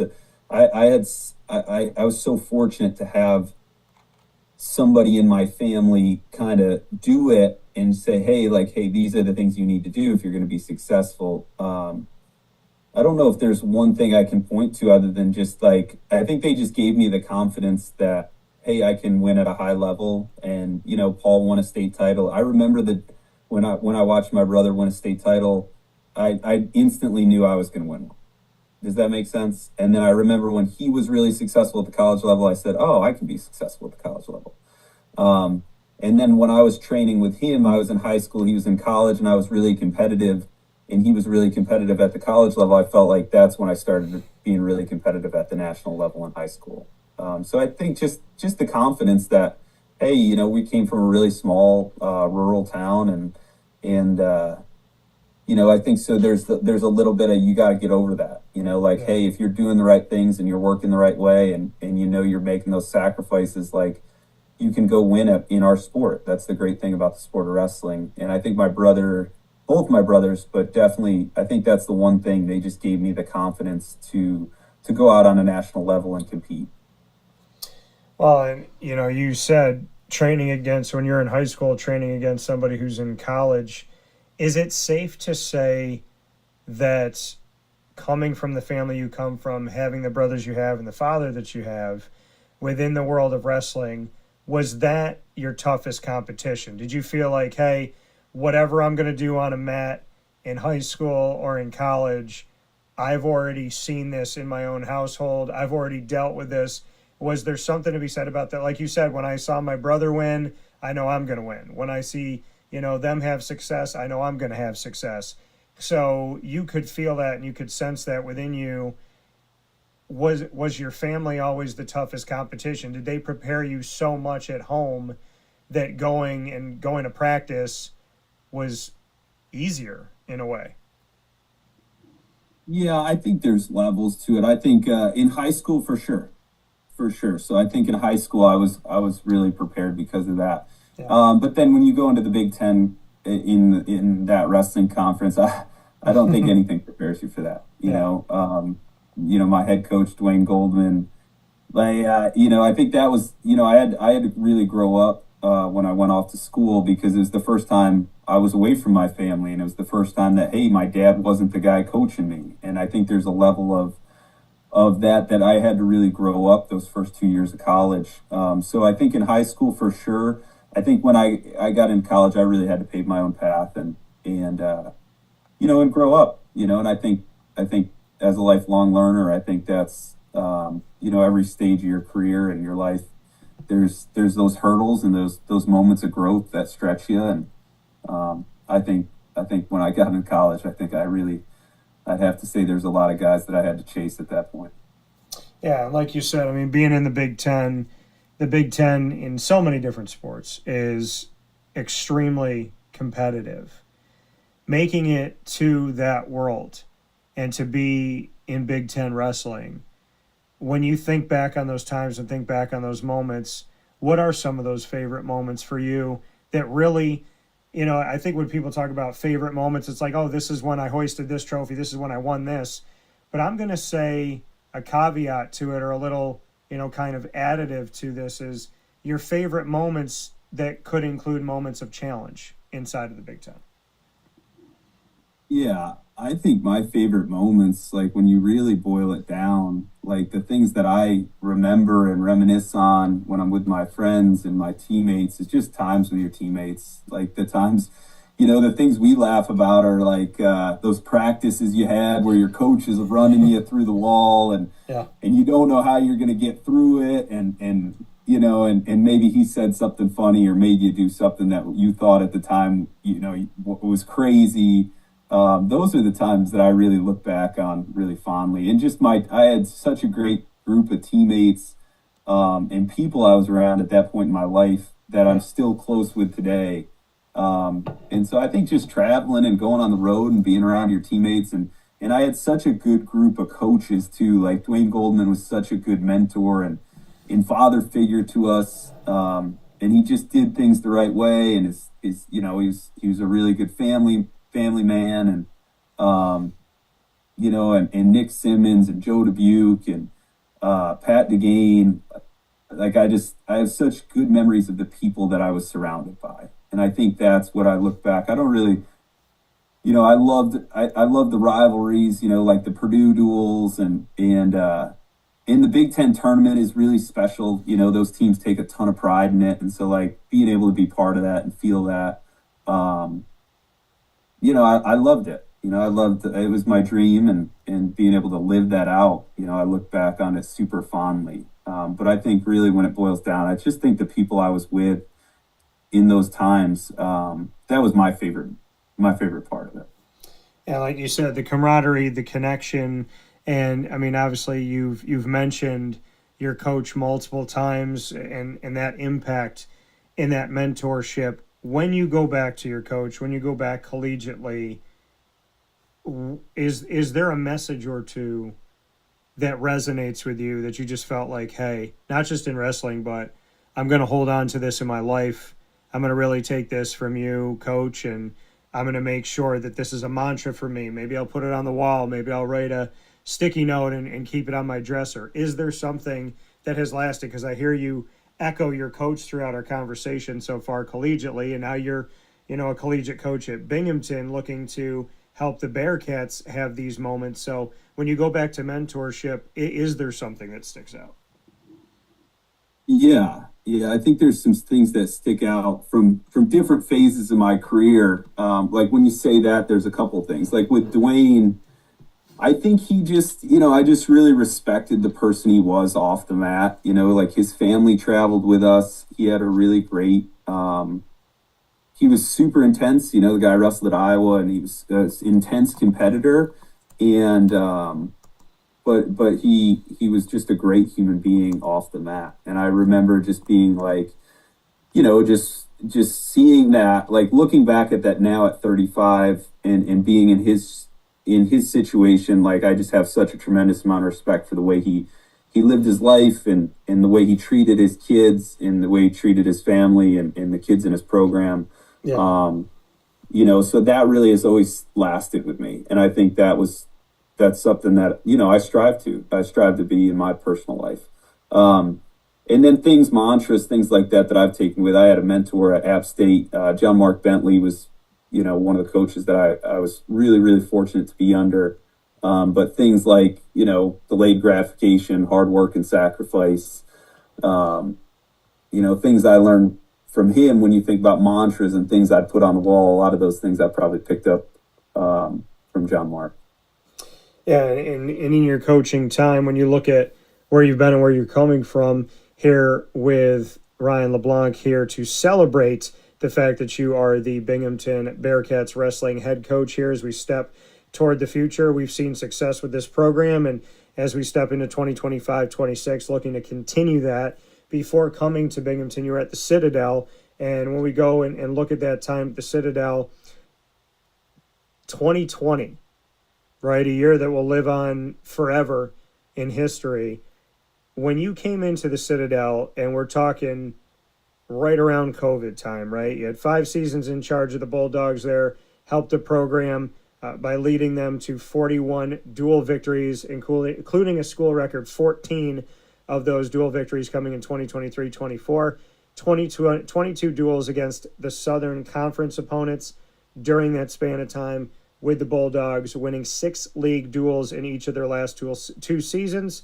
And looking at what they did in the 2024-25 season, you were named Coach of the Year by the Southern Conference, the SoCon, who I've gotten to spend a lot of time with over the years in my commissioner corner and getting the thoughts from the leadership of the Southern Conference. So going back to your time at the Citadel and these last 5 years, these last 5 seasons, as well as COVID, bring me into that. To take a job, and I feel like I've had a lot of these conversations with student athletes and coaches recently of going to a program as a coach or a student athlete and navigating almost immediately through COVID. So just what that was like for you at the Citadel and your takeaways from the last few years. Yeah. It just seems crazy to go back to that time. It seems like it was yesterday. And, I remember when I took that job, people called me crazy. The team was not in a healthy place. I think they were like 2-10 and 1-11 the couple of years before. And then it was the pandemic. So we were navigating that, which was just a really strange time in our lives. And, but it was a great opportunity again to talk about phases of growth in your life. Like for me, like to be a first-time head coach, to be in a new environment, in an academy environment that's not a traditional academy. So you got kind of a split thing going on there where you got kids commissioning, kids non-commissioning.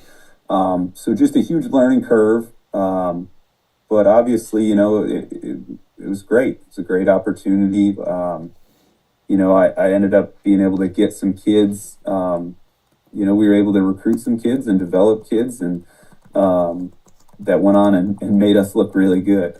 And so when I look back on that time period, I mean, COVID, I'm really glad we're not in pods and and getting tested 3 times a week. I do think, I joke about it with my former staff. I think if we had the team that we had in 2025 in 2020, we would have set some records because we had some advantages being in South Carolina, being at a military academy where we were getting tested, and we had a lot of control over our environment. But we did not start with a very good team. And so we were able to build it up and get things moving and get some people involved. And, it's just a lot of fun, And we showed that, hey, you can recruit to anywhere. Yeah. You can recruit great kids to a place like the Citadel, and you can win. We won with kids that, not a lot of people gave chances to.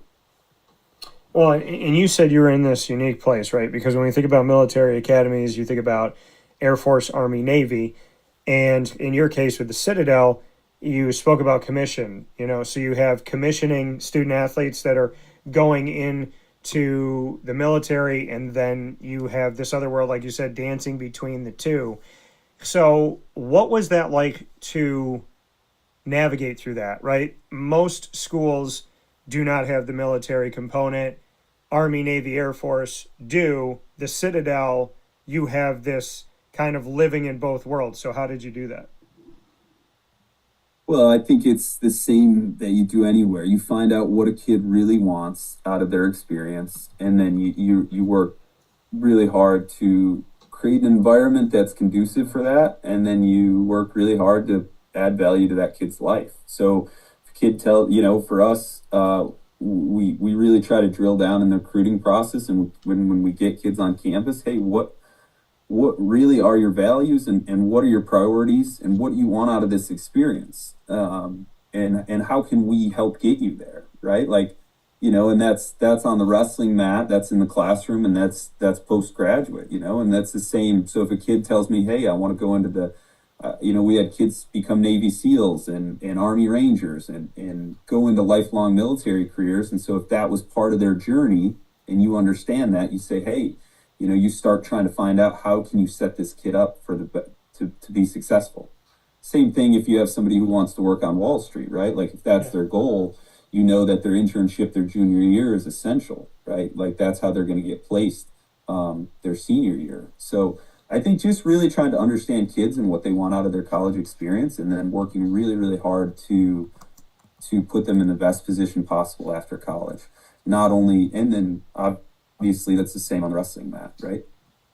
Yeah, and as you said, looking and really listening and hearing what's important to student athletes and what their vision is for their future, what they want, and where they would like to go. I love that you brought that up because Binghamton cares about education.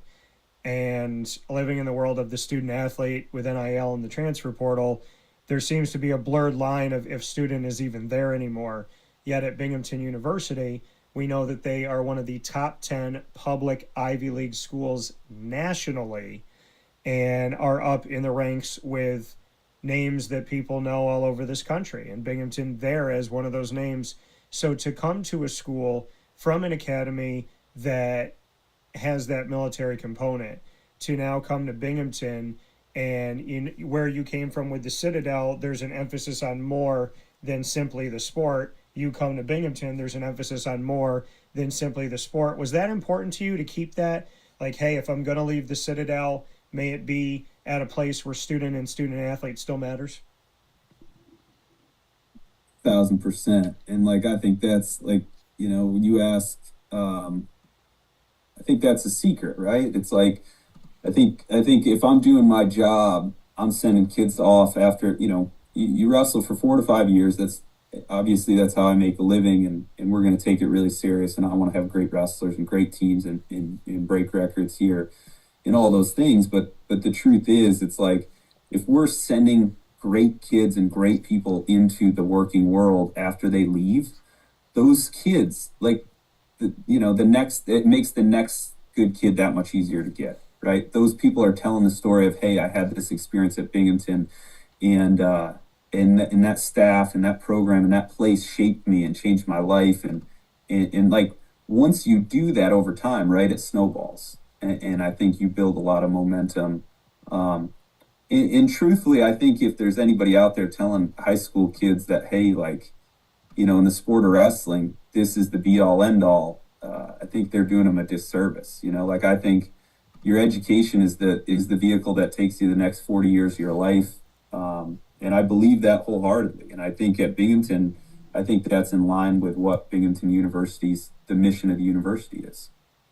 Yeah, and having this great institution that has the competitiveness on the mats and the fields and the courts and the pools and tracks of life and so on and so forth, but also to see that in the classroom as well. Some of the student athletes that have come through, and as I said, Ryan, I've had the opportunity to speak with incredible student athletes at Binghamton, including on this wrestling team, Carter Bear, as well as being able to spend a lot of time with Brevin Casella, Corey Day.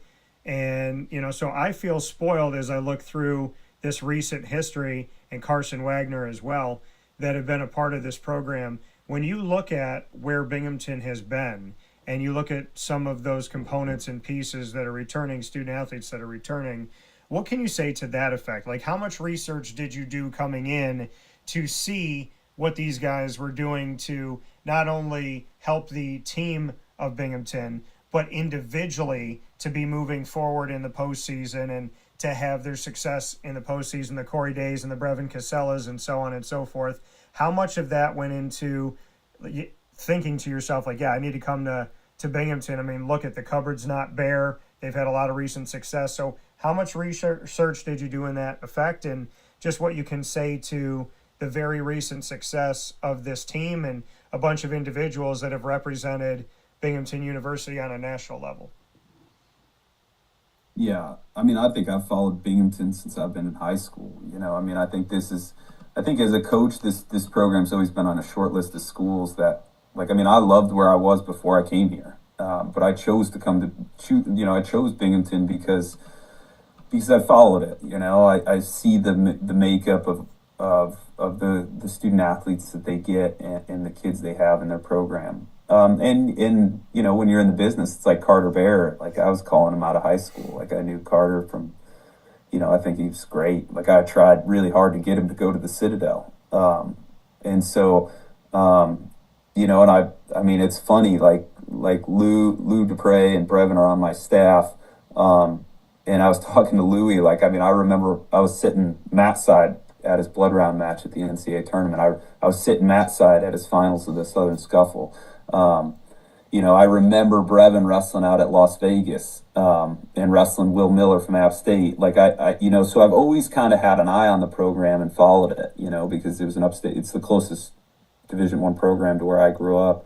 And so I think, I don't think I needed to do a lot of research, because I think I was always subconsciously following Binghamton wrestling a little bit, if that makes sense.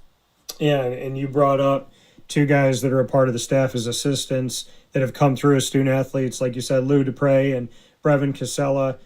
What does that do for you in, being a new face here? And like you said, you've kept your, ear to the ground, so to speak, and paid attention to what Binghamton's done over the years, but to be a part of this staff and lead this staff, but to have two student athletes that have been Bearcats, in Lou and Brevin, what does that do for your message? What does that do to bridge the gap and to just allow you to start running, having both of these guys with you along the way?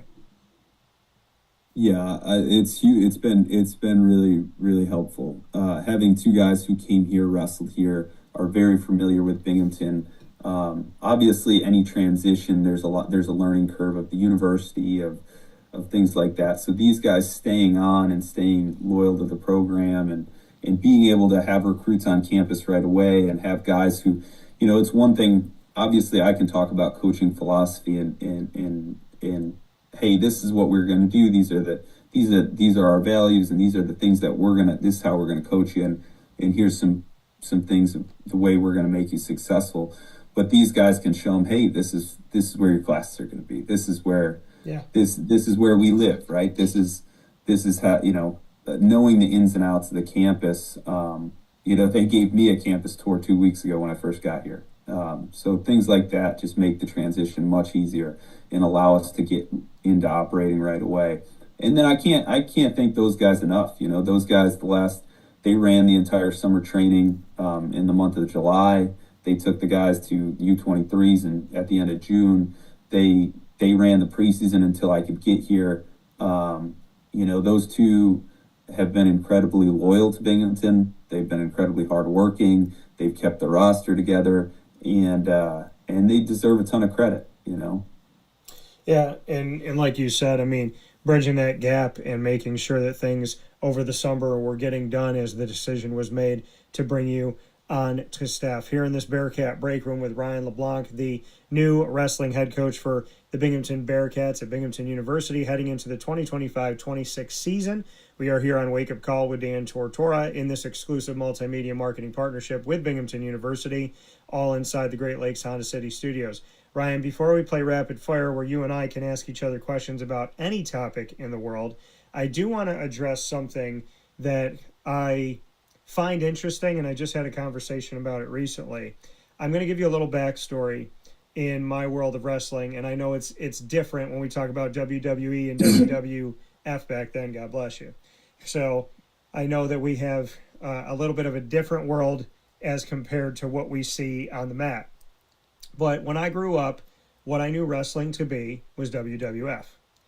And my grandfather, my Papa Miller, my dad's dad, he introduced me to it. We watched it together, and we were in the kitchen. My grandmother was cooking. She's got flour everywhere, ingredients all over the countertop, and she's got her back to us.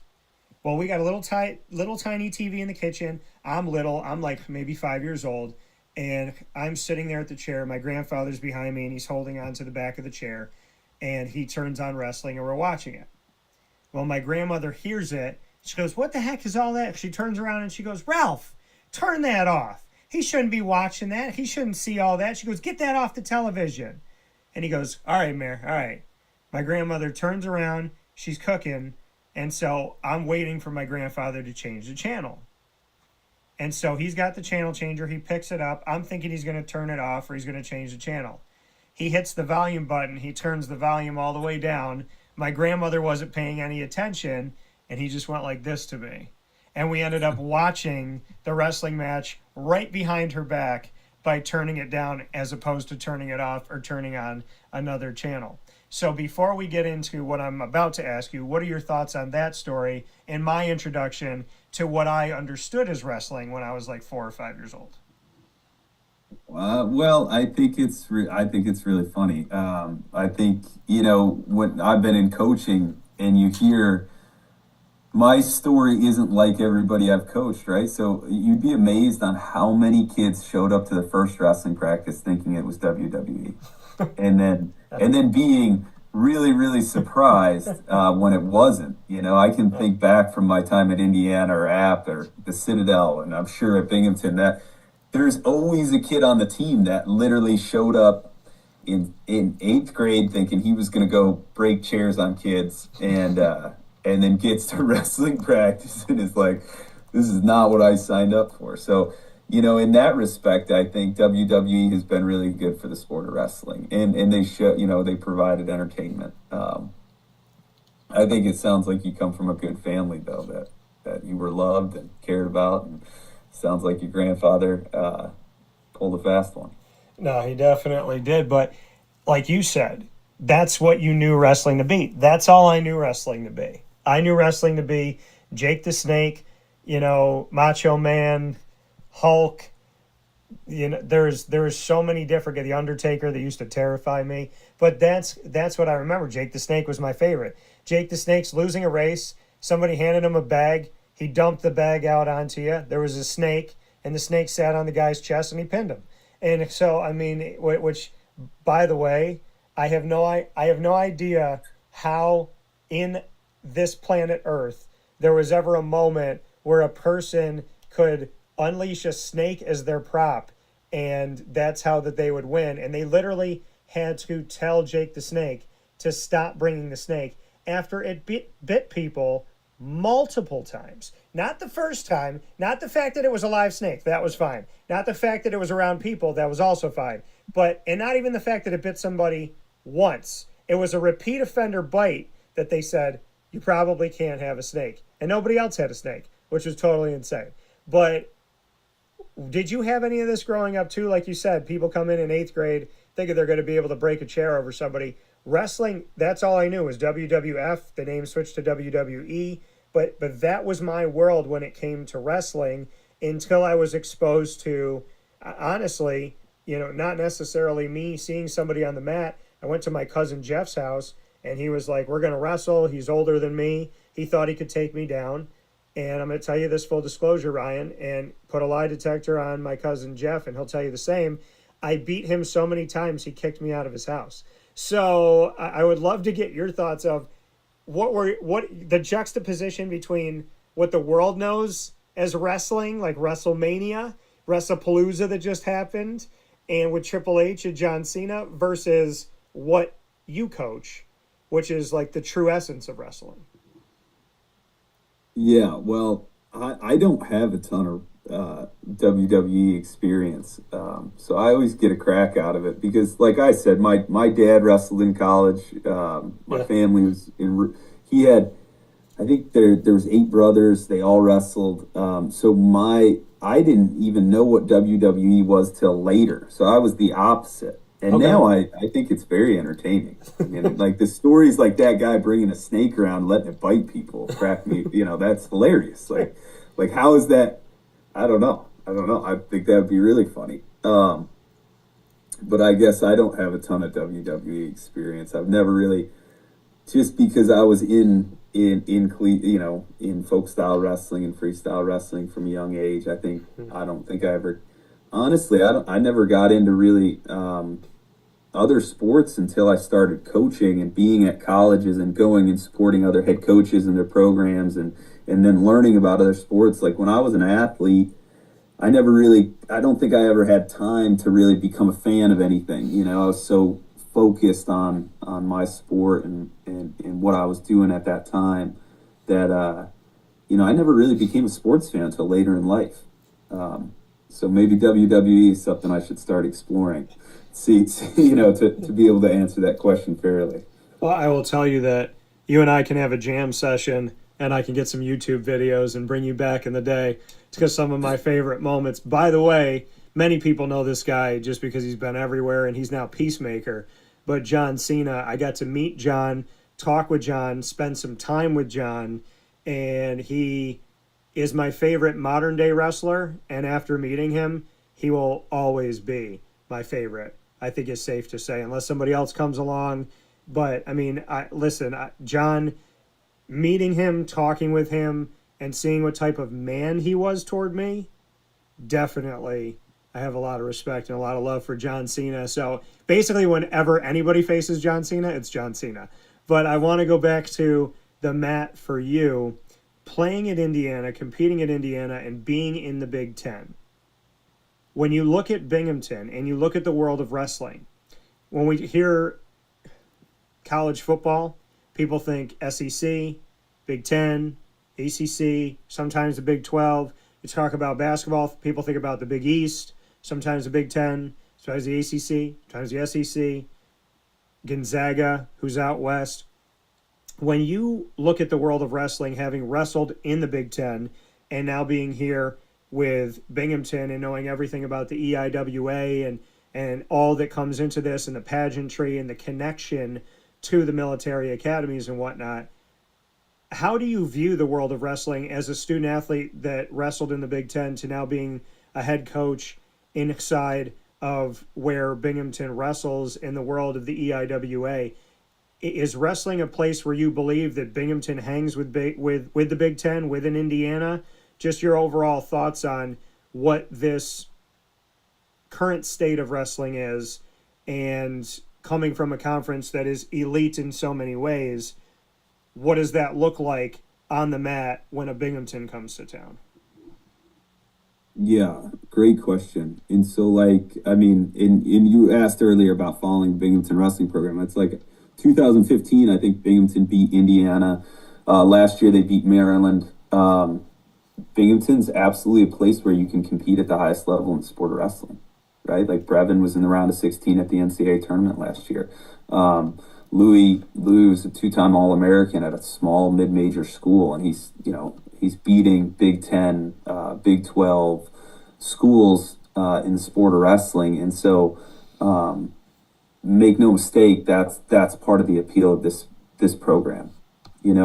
Binghamton hadn't quite hit its stride when I was in high school, but I really think had I graduated a little bit later, when they started hitting their stride in 2010, 11, 12, I might have ended up at Binghamton University.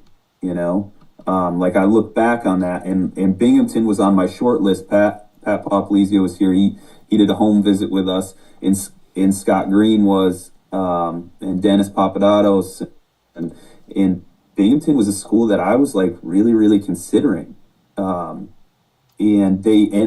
I was just a little too early. They didn't really have proof of concept, Yeah.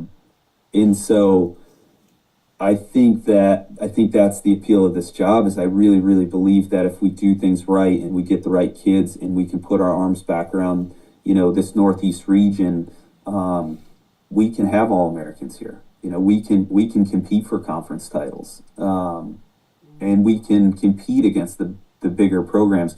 And in the changing landscape of college athletics, I think Binghamton's positioned in a good place to continue to compete at a high level in the sport of wrestling. Yeah. No, and I'm excited for what's to come. I love that you brought up the Maryland victory. Figured that, that would be something of reference here as we talk about the Big Ten.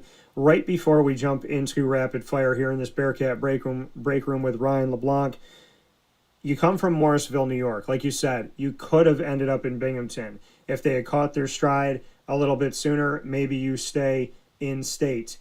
Bring me into growing up in Morrisville, and if somebody has never been to Morrisville, New York, what would you say? How would you describe Morrisville when we talk about you being a fellow upstate New Yorker? I don't know. I look back on my time at Morrisville super fondly. It was a super small community.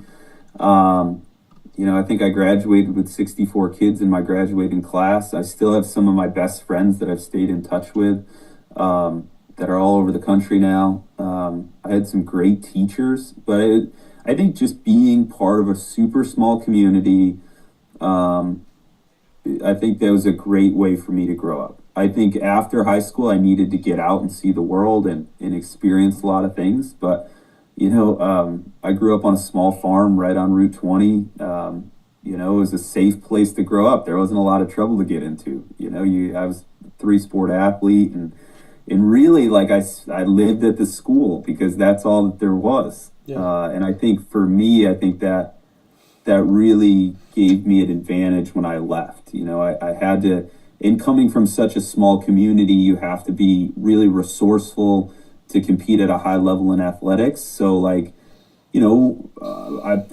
family and myself had to make tremendous sacrifices to compete at a high level. And so when I finally got the resources at bigger places, I think I was able to thrive. So when I think about Morrisville, I just think about a super tight-knit, small community, a great school with great teachers and great people who really cared about their kids.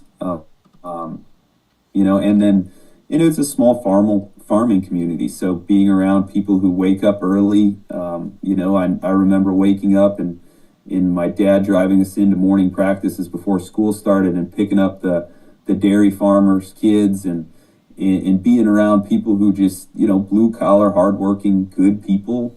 I think that was a great foundation for me to come from. Yeah. And like you said, when you make the most of what you have and then you get so much more, you already know how to live within these means. So when you're granted so many more resources, you've already become resourceful with not as much as maybe other people had, which says a lot about you, and it says a lot about your preparedness for life and not making excuses. Ryan LeBlanc here with us, Bearcat Breakroom, Binghamton new wrestling head coach heading into the 2025-26 season for the Bearcats. We're on Wake Up Call with Dan Tortora in our exclusive multimedia marketing partnership with Binghamton University. And of course, Wake Up Call is inside of the Great Lakes Honda City studios. Ryan, it's time for you and I to play rapid fire. Any topic, any question, anything goes. Take full advantage of this because coaches never are allowed to ask questions. So on this show, we changed the game. We've done it for years, and I'll defer to you first. We'll go back and forth. You got the first question. What is it? The first question is, I'm commuting a little bit right now. We just closed on a house, and I've been knocking down some of the old audiobooks that I've listened to over the years, but I'm looking for some new ones. So is there any books that you say, hey, this book changed the way I thought about the world or my life or my working career? Any good book recommendations? The Holy Bible. Okay. I don't think that there's I know that there's not a better book to give you advice. People say in Genesis it's confusing and there's, just you look at the beginning and it's this person's the child of this and this and this and this, and it's like a family tree. But within the first 20 pages of the Bible, amidst all of that, amidst all of the background of information of who's from who, there's advice in there that in 2025, it was like, how did God know that the human race needed that advice? In the first book of the Bible, over 2,000 years old, God puts this message, and people would see that and probably think, oh, Cole's put that on a pillow, or some athlete thought about it and put it out there on their Instagram. No, that's from the Bible. The house divided upon itself cannot stand, Bible. So, there's so many things that there's something to be said about a book that's thousands and thousands of years old and it has the best advice. So if you wanted to know the book to read to give you the best advice on how to deal with every single problem, regardless of the time period of this earth, it's the Holy Bible. And I don't have a better answer because I remember sitting up in bed, picking it up, saying, you know what? Let me start reading. Let me get into it a little bit more. And I got to like page 20 and I looked down there in the corner And I went, how the heck did he know I needed to hear that when this thing was written that long ago? So that's what I would say. Yeah, that's a good answer. Thank you. My question back to you, this is going to be fun. It's going to be a multi-parter. Do people ever approach you and ask you if you're related to Matt LeBlanc from Friends? Yeah, all the time. And probably, all the time. And I have a cousin, Matt. So when I was in high school, I used to say yes, but which is misleading. So, I'm not related to Matt LeBlanc, but yeah, we get that question all the time. So my follow-up to that is, if you were on Friends, which one would you be? Between Ross, Joey, and Chandler, which one fits your personality and why? Joey and Chandler. Man, that's a good question. My wife loves Friends, so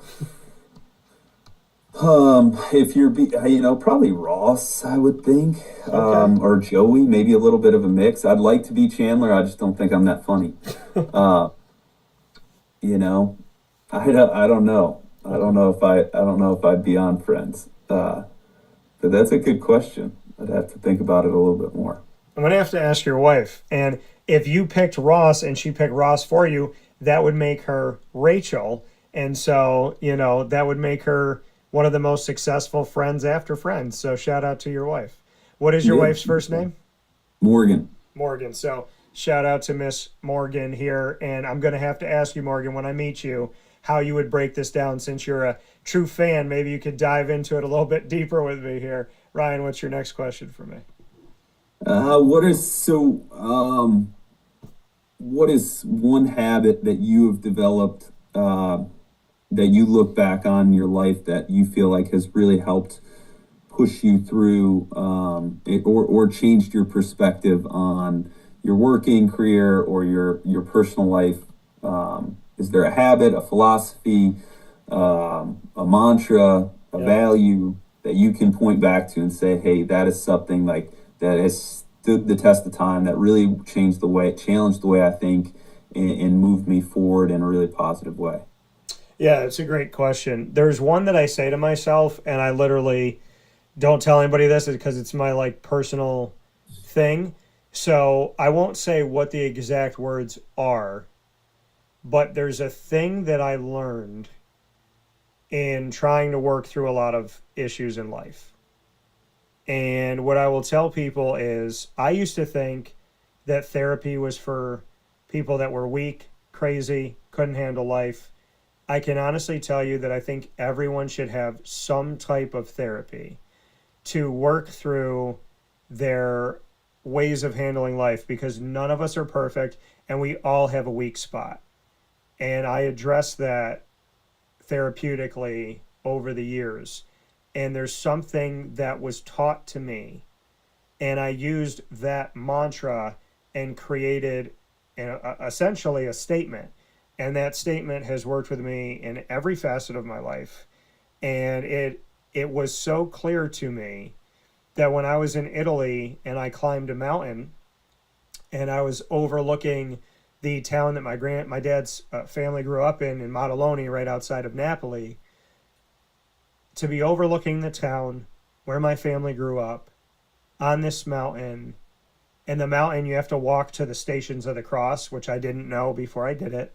So you're literally following Jesus's path to get up this mountain. And it is difficult. And the path gets narrow. Narrow is the path to heaven. There was a lot of thematic things going on. I kid you not, as I was climbing the mountain, a butterfly came into my path, danced in front of me, led me up the mountain, left. Another butterfly came in, led me up another part of the mountain. Then when I was coming down the mountain, same thing happened. And when I was praying at the top of the mountain, where you have to remain silent, it kind of looked like you're up in heaven, because there's just a few people up there. There's a dog, some kids. Beautiful, outdoor church. Just the ground is all stone, railing around it. Once you get up there, you're like, oh my gosh, this is incredible, but how many people actually get up there? And it made me think of heaven. Wow, it's incredible, but how many people actually get here? And I was praying, and I said something out loud that I always say, that mantra, and I started crying because I realized that climbing that mountain, God had given me that statement to get me through my life of the last many years. And then when I climbed that mountain, it was literally a reminder that that statement was true. And who would have thought that that statement so many years ago and climbing a mountain would link up? And while I'm in Italy, in my family's hometown, that is when God brings all the pieces together. So when it says that all things work well for those that follow God, like everything works well, not one thing, not two things, but everything works for those that follow the Lord, there's truth in that. And when God says, you do not know what I'm doing, you do not know the plans that I have for you, but like trust in me, trust that I'm working everything out for your good. I literally lived that. There is no way that coincidentally I fell into that moment, and that the thing at the top of the mountain that clicked with me was that I needed that statement to climb that mountain, and then that mountain reminded me that that statement will always be true. That's awesome. So yeah, that was incredible. I want to go back to Italy like yesterday. Yeah, no, that's great, and I think that just resonates with me. I've got things like that, and it's one of my favorite questions. My college teammate, he asked that question, and it's like one of those things that I think you find out a lot about people when they answer, and it resonates with them because they've had to seek the answer to questions like that, right? And it sounds like you've had that experience, and I can really appreciate that. Well, thank you. I think a lot of people that don't believe in God are sitting on the couch waiting for him to come to them, not realizing that we have to go to him. And it's not easy to go through life. You will be challenged. There's no one on this planet that's not going to be challenged. If Jesus Christ was murdered for being innocent, there's no way that you and I will not be challenged. And I have to remind myself of that when I ask God constantly, why did this happen to me? Why did they say that to me? I'm nice to everybody. Why are people mean to me? I would never do that to someone. Why did they do that to me? And it always comes back to, they killed my son. So why are you surprised? And I think that resonates with me daily. It has to.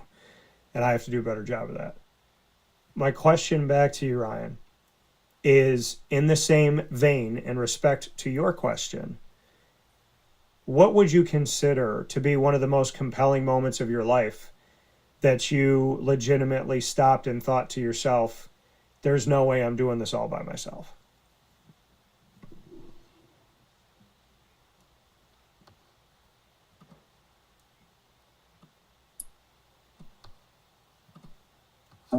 I think I look back at any major change, right? Like I think I've been thinking about that recently a lot with this decision to come to Binghamton.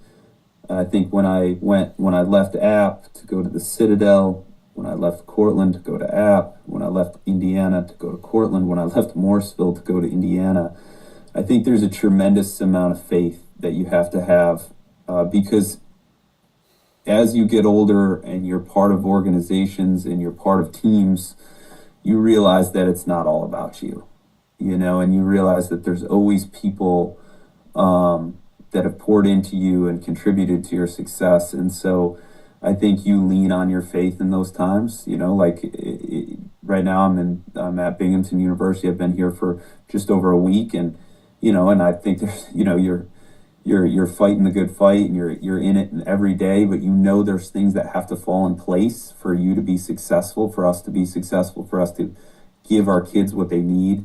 And so I think, one of our core values and beliefs, things that I talk with on our team is faith over fear. And I think I lean on that heavily in these transitional moments. And when I look back, I think about those, like we talk about being stretched and growing.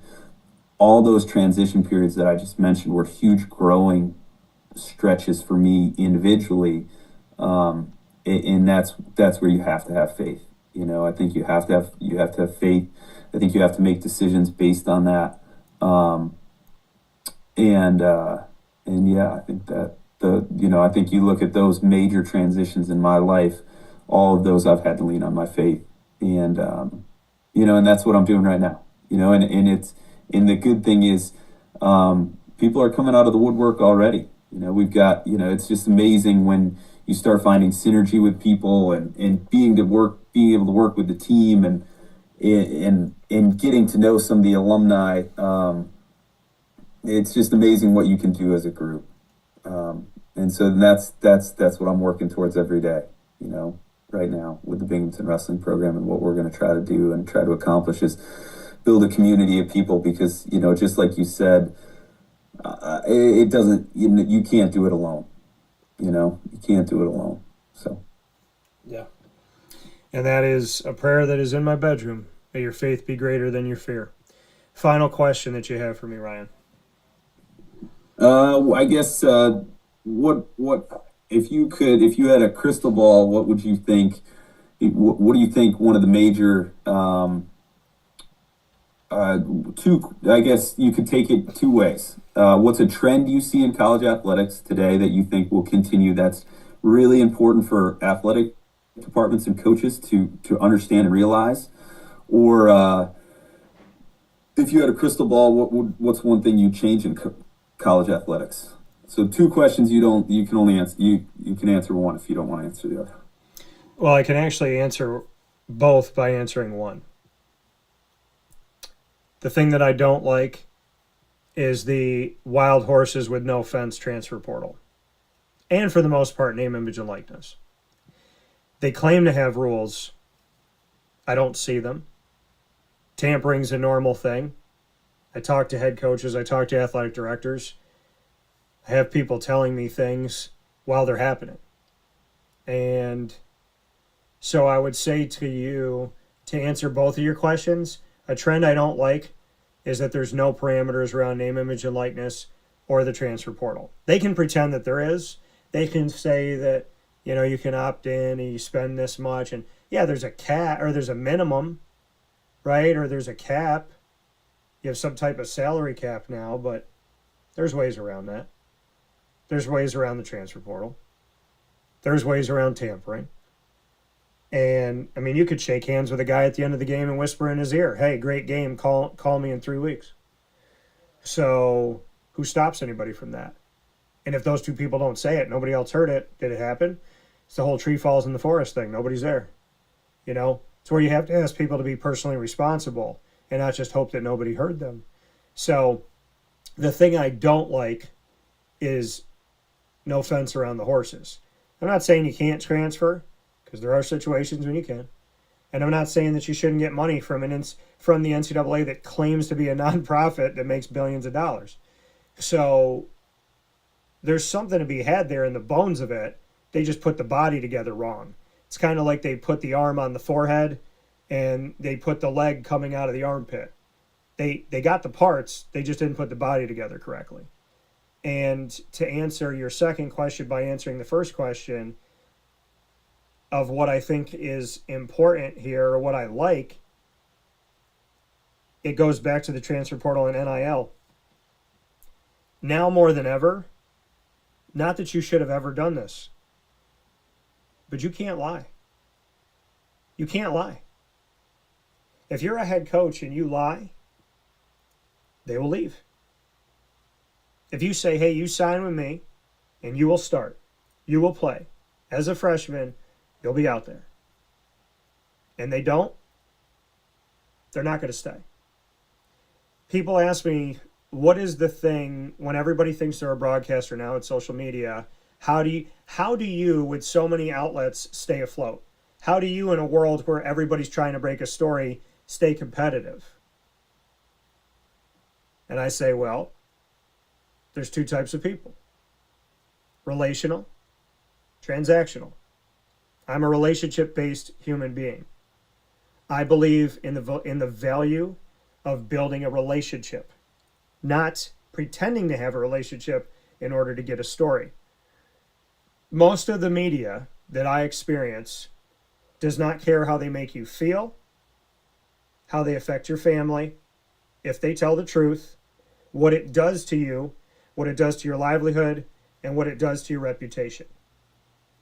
Most of what I experience in the media is be first,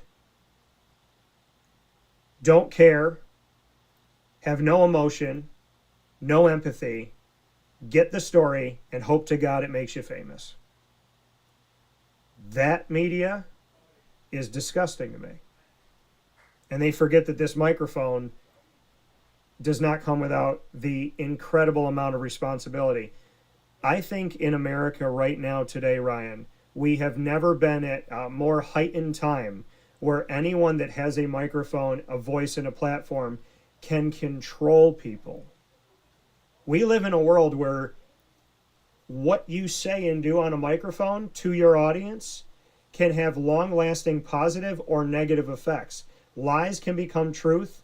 Truth can become manipulated. I lived in a world where we presented the facts in the media and you formed an opinion. Now there's people in the media that give you opinions, state that they're facts, and tell you that they're the truth and not to look anything else up. You cannot do the opposite. It's a fact, let people form an opinion, not make an opinion a fact and force it upon people. And I think being a relationship-based person, I now know, and I've always known, that the only way to make it as college athletics continues to change, the only way to live through everything that's affecting, the only way to be in the eye of the storm of chaos that is collegiate athletics, is to be an honest, caring, consistent, faithful person. If you don't bring that to the table, you will lose your student athletes. Because some are going to leave because they want to leave and somebody offered them money and somebody lied to them and rubbed their shoulders the right way. But when push comes to shove, we all have a conscience. And a lot of us have a faith. And I would love it if we all did. And that inside of us, coach told me the truth. Coach is trying to tell me what I want to hear. There will be kids that will lean on a coach that doesn't have the money or the resources, but has always told them the truth. And so I think, to answer both of your questions, where we are right now and where we go from here has to do with the one thing it always had to do with. Do you care about a relationship and about the future of the kids you train and teach? Or are you just in it for the short term, looking to make as much off of those kids as you can? If you treat them like an ATM, you will fail. And we've already seen the ATMs fail. If you treat children with the utmost respect and you actually tell the truth to them and their families, you will never fail as a coach, even if you lose. That's what I think. Yeah, I think it's really well said. And I think we talked about faith a lot, and it's like you got to have faith that there's kids out there. And I'm a firm believer that even in 2025, there are kids and families out there that are great human beings and people, and will stick by you. And I've had kids in my coaching career that could have left and stayed, and I've had kids leave. But when you look at those, I think that's going to be one of the biggest challenges for us to move this program forward, is to really dig in and find those families and those kids that make decisions based on their values and their principles. And then I think in 2025, I think as a coach, you got to believe kids can still work hard. I think we get caught up in thinking that things have changed so much, but I really believe there's great people out there. There's great kids out there. And great families, and if we can tap into those, then we'll be successful. So I couldn't agree with you more. I think what you just said is truthful and about spot on. Well, I appreciate that, and I'm happy that you value that, because we need leaders that do.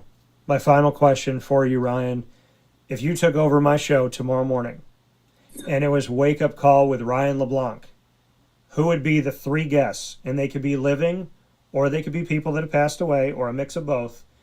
They could be anybody. It doesn't have to be sports. who would you have on Wake Up Call with Ryan LeBlanc? Ooh.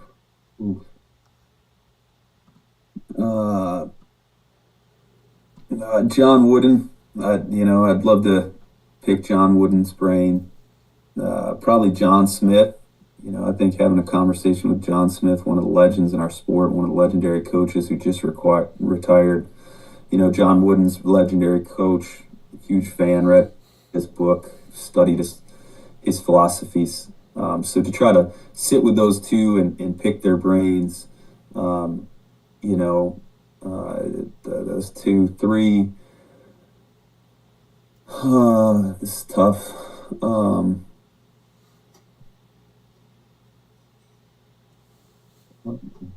What my third would be.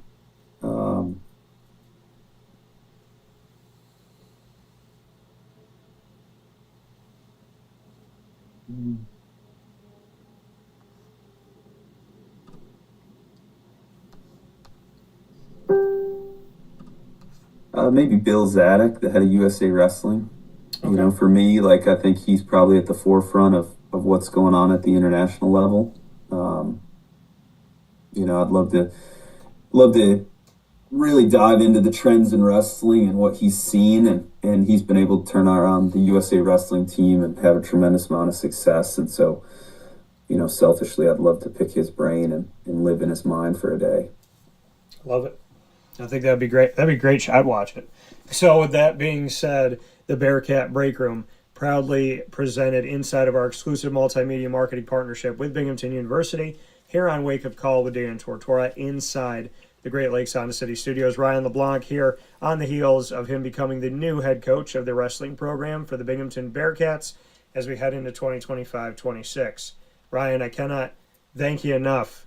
We've sat here for over an hour, and I feel like we're 4 questions in. This has been a very empowering conversation, multi-layered, multifaceted, and has only made me want to pick your brain more. So I look forward to getting to see you in person, and I'm very happy with the leadership's decision to bring you into Binghamton, and I can't wait to see what you're going to do with these student athletes and your staff. Awesome. Yeah, I feel the same way. You got my brain working. And so, thank you so much. Thank you so much for what you do for Binghamton Athletics and Binghamton Wrestling and for giving us this platform and taking the time to support our wrestling program here on campus. Well, it's my absolute pleasure. I appreciate it, and I look forward to talking with you soon. All right. Thank you. And now a message from Myers Creek Brewing Company, with locations at their Cazenovia Farm Brewery, Syracuse Inner Harbor Tap Room, and soon-to-be Lake Placid Tap Room. Well, I think first and foremost, the Feldmeyer family and our team are extremely passionate about what we do. We care very much about what we do. The Feldmeyer family is always investing. Our taproom management team, our brew management team, our marketing management team, and all of the team members that get after it every day, they leave it on the field. They put their heart and soul into it. I know for a fact that everyone that works at Myers Creek wants to be there, and we want them to be there. We want them to feel good about their job. And again, if you've never been to a Myers Creek, especially to the brewery, I want your eyes to open really big. I want you to see how big of a brand this is. I want you to see where we're going. The sky is the limit, and I feel very proud of that, and I'm very excited about that. When you think of designing a menu for a brewery, it's kind of open to a lot of different interpretations. You can do American, you can do Asian, you can do Italian, and you just have to find, how that meets that pub style dining experience, that gastropub vibe. And I think it's super fun for us because obviously we know that, everyone in the world's going to sell a pizza or a burger or a French fry, but what can we do to be different? And what can we do to be true to who we are? We are a brewery, a brew pub. So the flavor profiles are kind of all over the place. And I think it's super cool that we have a massive smoker at the brewery in Cazenovia, and we smoke a lot of our products. We have a delicious smoked turkey. We have barbecue ribs on Sundays. From a pulled pork sandwich to a chicken wing, you go to the Inner Harbor and you go to the Caz location and you'll find similarities in the menu, but also things that are a little different and also kind of fit those different demographics or different communities, and also hopefully just drive you to try every tap room that we have open at some point because you get a little something different at each one. We understand how hard it is to, work every day and get after it every day. And when you're done at the end of your day, you want to go out and put your feet up in a good ambiance and good environment. So we take pride in that. We make sure that everyone knows that they're very much valued to us.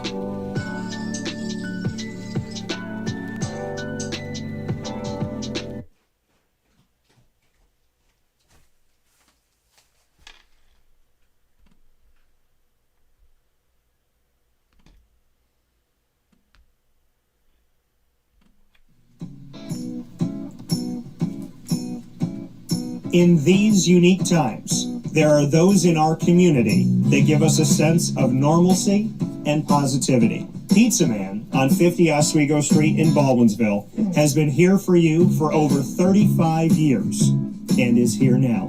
Call 315-638-1234 or order online at pizzamanbville.com to bring those familiar tastes into your home. And remember to come see our monthly on-site broadcasts centered around the community and our Baldwinsville beats. Pizza Man in Baldwinsville. Any way you slice it, they're always here for you.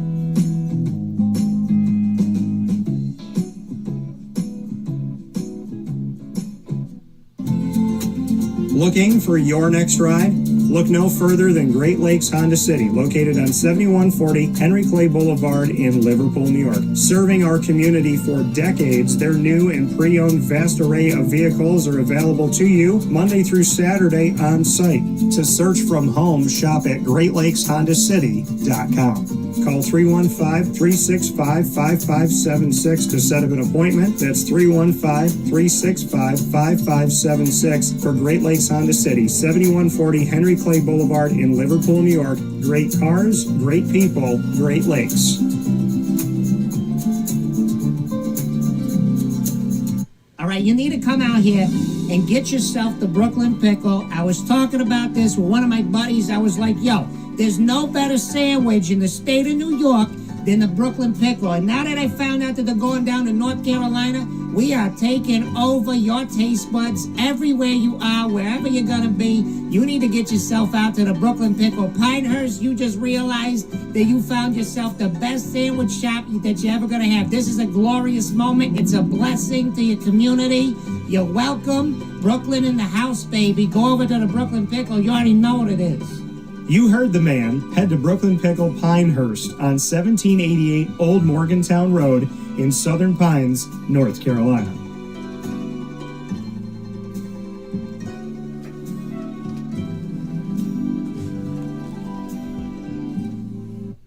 Welcome back here to Wake Up Call with Dan Tortora, where sports truly meets that thing called life. I appreciate you being here with us Monday through Friday from 9 a.m. to 11 a.m. Eastern Time. It's always beautiful to spend this time inside the Great Lakes Honda City studios together because we have the opportunity to get to know each other, to have conversations, and to, as I started off the show speaking with Brian Bruno about, to be open to having discussion where maybe you don't agree sometimes. Maybe you learn something. Maybe your viewpoint adjusts itself. That's always something to consider, right? Because you never know what life is going to bring. You never know how things are going to go. And you never know what you can learn if you remain open-minded. So as we're here on Wake Up Call with Dan Tortora, where sports meets life, it's now time for us to jump into a segment we do every Tuesday to round out the Tuesday show. And that's the ingredients to success. Proudly presented by Avicolli's on 7839 Oswego Road, the corner of Route 57 and Wetzel Road, and literally walking distance from Liverpool High School. You can see the high school if you stand at the corner of Route 57 and Wetzel Road. Avicolli's is open 7 days a week. Lunch, dinner, and drinks. As always, drink responsibly and only if you're of age. And we love going over to Avicolli's. Today's topic, always wanting more. Always wanting more. Now, don't get this confused with telling somebody to be complacent, right? When you say, hey, why do you keep going? Why do you keep going? Like, you should be happy enough, right? You got enough. That's not what we're talking about. I'm talking about when you are working with someone, dating someone, friends with somebody, and no matter what you do, no matter what you bring to the table, they want more, they want more, they want more. They're never satisfied. It's never good enough. You know, I've had these conversations. You're 5 minutes into working with someone and they go, yeah, what else can you do? What else can you do? What else can you do? What else can you do? And you're like, what else can I do? We just got started. Why don't you let me work on this for a little while and let's move forward together?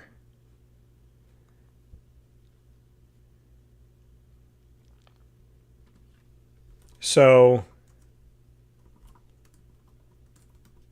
I would tell you that when we talk about always wanting more,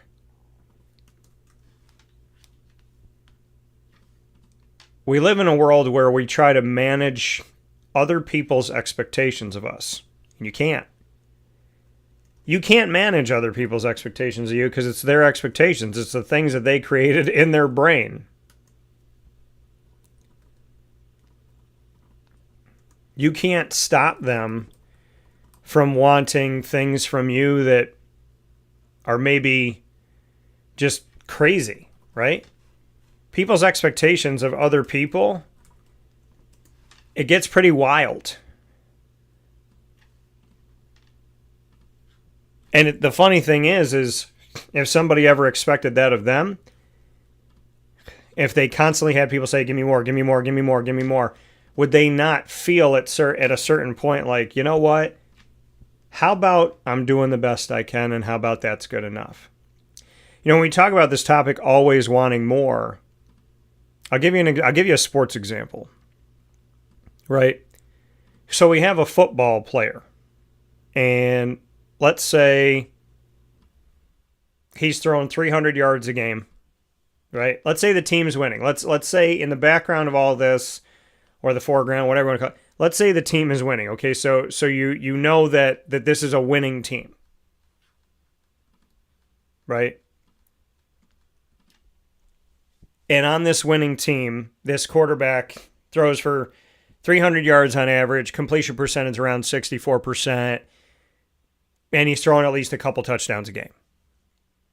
And the head coach comes to him and says, yeah, I know we're 5-0, and I know you're throwing for 300 yards a game, and I know your completion percentage is over 60%. I know you got 2 touchdowns a game, but I want 4 touchdowns a game, and I want 500 yards passing, and I want this, and I want this, and I want this, and I want that.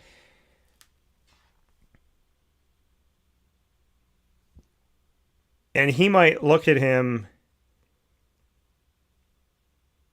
and say, Coach, we're winning. I'm doing the best I can.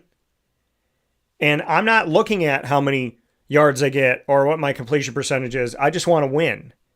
I just want to lead this team.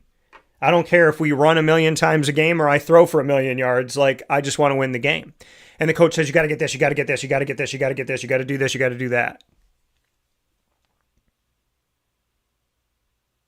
And no matter what this kid does, it's not enough, right? You got this many yards, I want this many yards. You got this many touchdowns, I want this many touchdowns. I want you to do that. There's a difference between pushing someone to be the best they can be and just constantly complaining that you never have enough.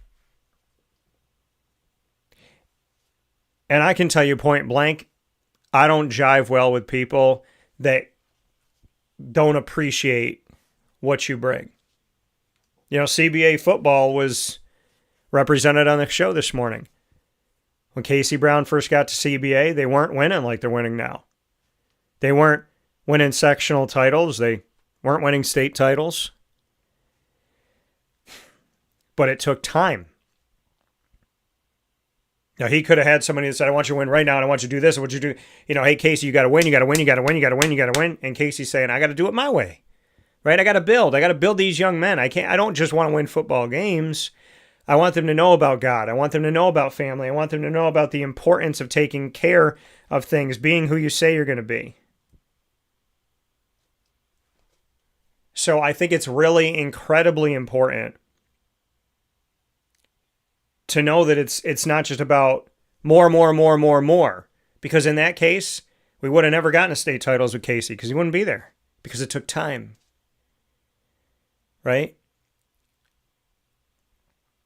Ryan LeBlanc just takes over as head coach. Yeah, you want to win, but you can't expect him for the team to win every match under him from the jump, from the beginning, no matter what. I mean, I remember the media critiquing Scott Schaefer because he won, but he didn't win by enough points. I'm sorry. Does it matter if you win by 20 or 80 or 1? If you win, you win. You know what I mean? Like, who cares? Do people really go back and go, well, you won that game 40-31, you won that game 9-7, you won that game? Like, who cares? You won. Right? If you put up 40 and you lose, that doesn't matter to anybody. So, you know, there's countless examples of people critiquing people that are doing a good job. They're working really hard. And I think it's dangerous to live in a world where you constantly want more. Now, again, hear me out. I always want to do more for myself. I want to bring more to the community. But that's different than me saying to myself, you're not doing enough, you're not doing enough. Not doing enough and wanting to do more are two totally different things. Right? If I sat here on my butt and I did nothing, you know, I just sat here, because somebody asked me this a long time ago. I had an ex. She said, you own your own business. What keeps you from sitting at home all day eating Cheerios and watching television? I said, me. She said, I wouldn't have that discipline. But that's a choice. It's not like it's born in your blood or not. You're either disciplined or you're not. And if you're undisciplined, you can become disciplined. And if you're disciplined, you can become undisciplined. It's a choice. Yeah, I told her that I hold myself accountable for what I want in my life. And if I don't get to a place that I need to get to, I expect more of myself. And expecting more of myself is different than saying I don't appreciate.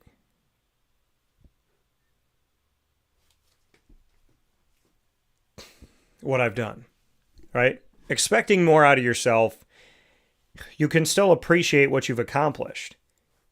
But we live in this world today where you got to have 1 million followers and 1 million views and make $1 million.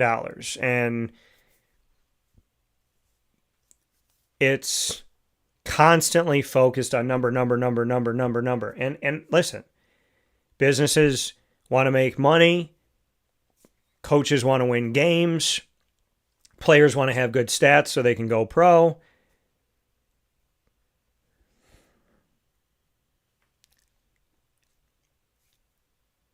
But hear me on this.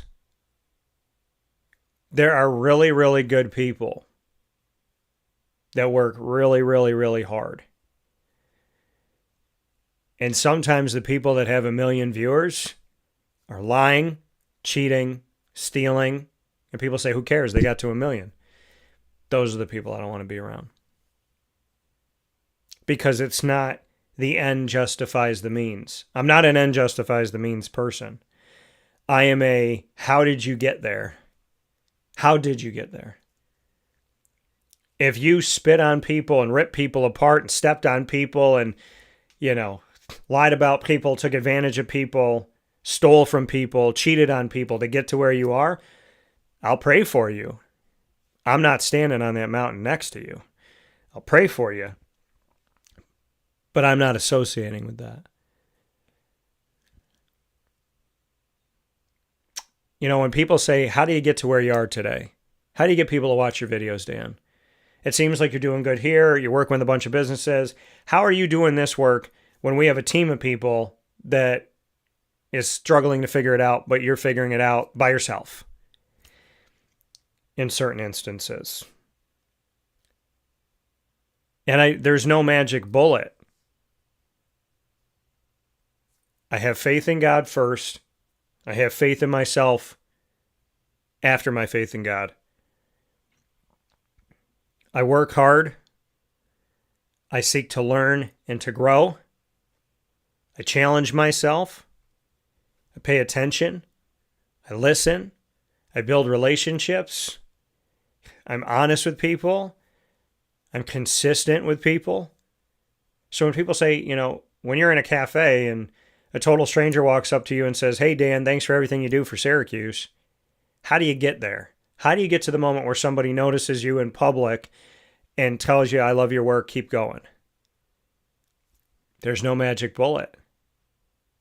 You work really, really hard and you stay consistent. The businesses that I work with, so many of them in the time that we've worked together have grown and blossomed. There are countless stories of businesses that are like, "I hope I'm doing the right thing. I'm trying to do the right thing. We don't have, the money we have coming in doesn't cover the money that's going out. We're spending so much, we're doing so much, and we're just hoping to get above water. We're hoping that everything we've invested will come back." And then you see them now and it's like, we're busy. We're doing all this stuff. We got this going on. We've expanded to this. We've expanded to that. We're adding this. We're adding that. We got people that, are supporting us in such a big way. I mean, I look at so many businesses that I have the blessing of working with by the grace of God, and they've continued to grow. And we've grown together. And to me, that's my favorite part, is it's not they're growing, I'm not, I'm growing, they're not. We've been growing together. And like I said, I don't work well with people that constantly want more and more and more and more and more. Like it's never enough, never enough, never enough, never enough. I don't work well with those people. Not because I can't come through, but because when I do come through, they move the goalpost. And again, once I achieve something, I say to myself, okay, let's go to the next thing. But let's appreciate where we're at, which is vastly different than me hating myself that I'm here but not there. Right? I can only control what I can control. And I've told people this before. It's like I could promote a restaurant, right? And I could have 2,000 people watch a video I did about this restaurant. And you would think that of those 2,000 people, let's say 1,500 of them live in central New York and the other 500 watched it around the country. So there's 1,500 people. And you think to yourself, okay, of those 1,500 people, there's got to be one person, 2 people, 10 people that'll come to this restaurant after they heard me talk about it. But here are the things I have no control over. What if they lost their job? What if they just had a baby and they're trying to save money? What if they're traveling when I'm doing my show? What if they're on vacation the week that I'm doing a broadcast at that restaurant? What if they went to that restaurant and as much as they love what I'm doing, they had a horrible experience there? What if they go there and the food's too expensive? So they go to support me, but they never go back again because the food costs too much. What if the service is terrible? What if they found a hair? I can't tell you what I ate at one restaurant, but I could tell you that I found glass in my food at that restaurant. And I would never go back to that restaurant no matter how much you pay me. Not even because of the glass, but because of how I was treated after I found it. That there was no remorse, no positive reaction.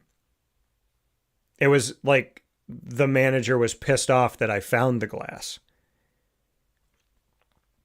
Didn't care about my safety or my well-being. Ignored me and talked to the rest of the people at the table and said that they hoped that they come back.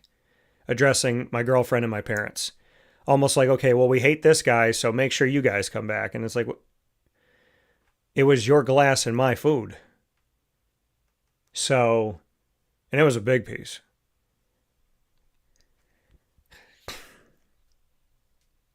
There's so many things, factors that arise. Grocery bill, gas bill, right? You look at America right now, and somebody who, let's say somebody comes out to all the live shows I do. And in the last couple of years with all the rising prices and having a couple kids and they're going through a divorce, now I haven't seen them in 2 years. Not because they don't watch, not because they don't listen, not because they don't care, but they don't have the money. Now that business come to me and say, hey, Dan, you used to bring me 20 people. I wanted 40. Now you got 15. Well, what the hell? You lost the 5 when I needed you to get 25. You lost the 5 when I needed you to get 20 more. So now we're 25 below what I want. And 5 of those people could have made less money, moved out of the area, and the 20 extra that you want me to bring in, your prices are so high and it doesn't match the quality of your food. So how can I make that work?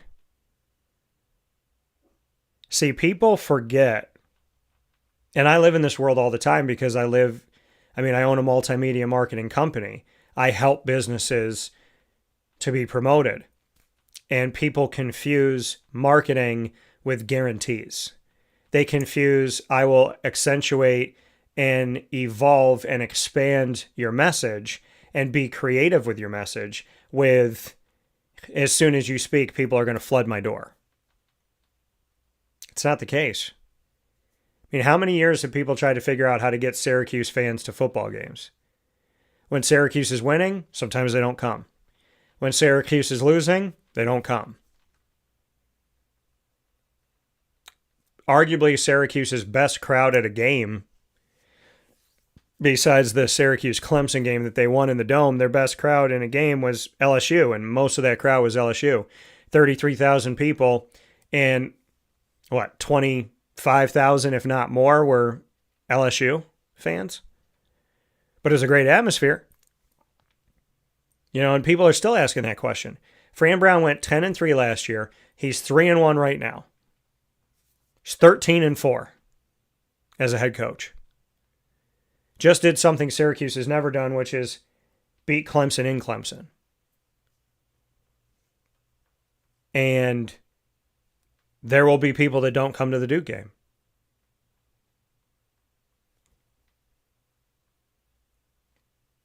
There's tens of thousands, maybe hundreds of thousands of people that will watch my video with Fran Brown, but they won't go to his coach's show. They won't go meet him in person and sit in the same room as him, but they will watch everything he says. And people say, how do you take those people that watch your video and turn them into sitting and watching the show? Well, number one, I don't host that show. But number two, when you look at that, that's the question, right? So many people consume information, but where can you consume information? You can consume information from your toilet. I can watch. Okay, so I'm a Jaguars fan, right? And I want to watch everything that Liam Cohen says, the head coach. I can watch that from an airplane, from my toilet, from my bed, from the golf course. I can watch it anywhere. Standing in line at Disney. And because information is so easily accessible, you don't have to go to the game to get the information. You don't have to, and now you can watch the game on your phone. So there are people that care, and you'll see that. 27,000 people watched this video. But of those 27,000 people, when you sat with that coach at, a pregame show, how many people came to see you and that coach? Of the 27,000, 25. Because it is easy to access information, and you don't have to ask anybody to change their day. I don't have to stop watching my kids to watch this video. I don't have to stop doing chores to put this video on, right? I don't have to stop my routine to watch and consume and listen to information. But if I go out to an event, I have to stop what I'm doing, give up that hour of my life to this when I could be doing something else. And most people will watch, listen, and read, but few people will get up and go. And the always wanting more world says, we got 20,000 people to the Dome. How do we get 30? Well, maybe the question is, how do we go from 20 to 21? Because going from 20 to 30, you're trying to almost double the people that you have overnight, and it doesn't work like that. You know, people show up in this city, in Syracuse, in my city. If Fran Brown keeps winning, people will show up. But there's still games that they won't care about. Oh, they want to see Fran. But they may not care about Duke. They may not care about Boston College, right? You also have to look at, when's the Boston College game? Thanksgiving is on the 27th, correct? Late this year, last full week of November. So Thanksgiving's on the 27th. Black Friday's on the 28th. The game's on the 29th. And potentially it's going to be at noon, because that's where they put a lot of their home games this year. So Thanksgiving's tied up with family. How many people are going to be out of town visiting their family? So you got to count those people out. How many people are exhausted from Thanksgiving? So you got to count those people out. How many people went Black Friday shopping at 5 a.m. and don't want to do anything on the weekend? So you got to count those people out. And then they had this weekend with their family's staying with them in the house, and they're not taking everybody to the game, so you got to count those people out. The last 2 days have been exhausting. The game's at noon on Saturday. Man, I would go if it was at 3, so you got to count those people out. And then you got what's left. And let's say Fran Brown at that time has 9 wins, going for 10 again. But still, you don't have any of those people from nothing he's doing wrong. Holiday, family, travel, exhaustion, freedom to just relax, or still hosting people. Or the game's too early. Right? I got up at 6 a.m. to do the turkey on Thursday, 5 a.m. to go Black Friday shopping. I'm sleeping in on Saturday. There's no way in heck I'm getting out of my bed till 11 o'clock. Right? And what about the kids that are home? Right? Kids are home. Short week, Thanksgiving, hanging with the kids. Or I buy something on Black Friday for my children, and they want me to assemble it over the weekend. So on Saturday, I'm not going to the game because I'm building, their Fisher-Price, whatever, little house or dollhouse.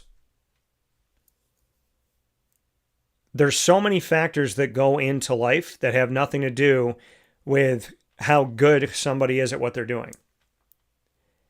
Because people ask me that all the time. Why don't people come to the Dome? Why aren't people coming to the Dome? Why aren't they doing this? Why aren't they doing that?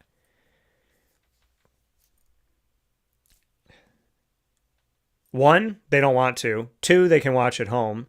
Three, they're fickle. Four, they want to see you win a certain amount of games before they care. Five, they don't care about the team you're playing.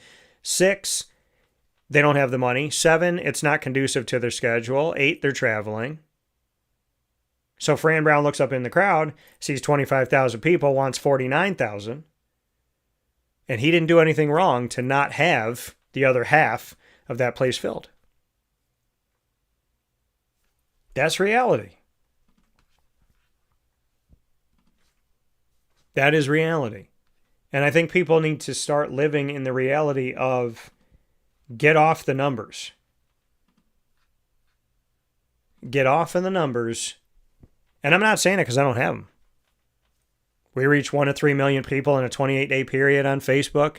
We've reached hundreds of thousands of people on X. Our new website has done better than our old website ever did in a decade, arguably. Instagram's been insanely awesome for us. We've launched a bunch of other shows. So we have thousands of people with Do Diz with Dan. We've reached a ton of people with Superpowered Pop. Comic Book Trails, which is one of our youngest shows. People knew that show down in North Carolina.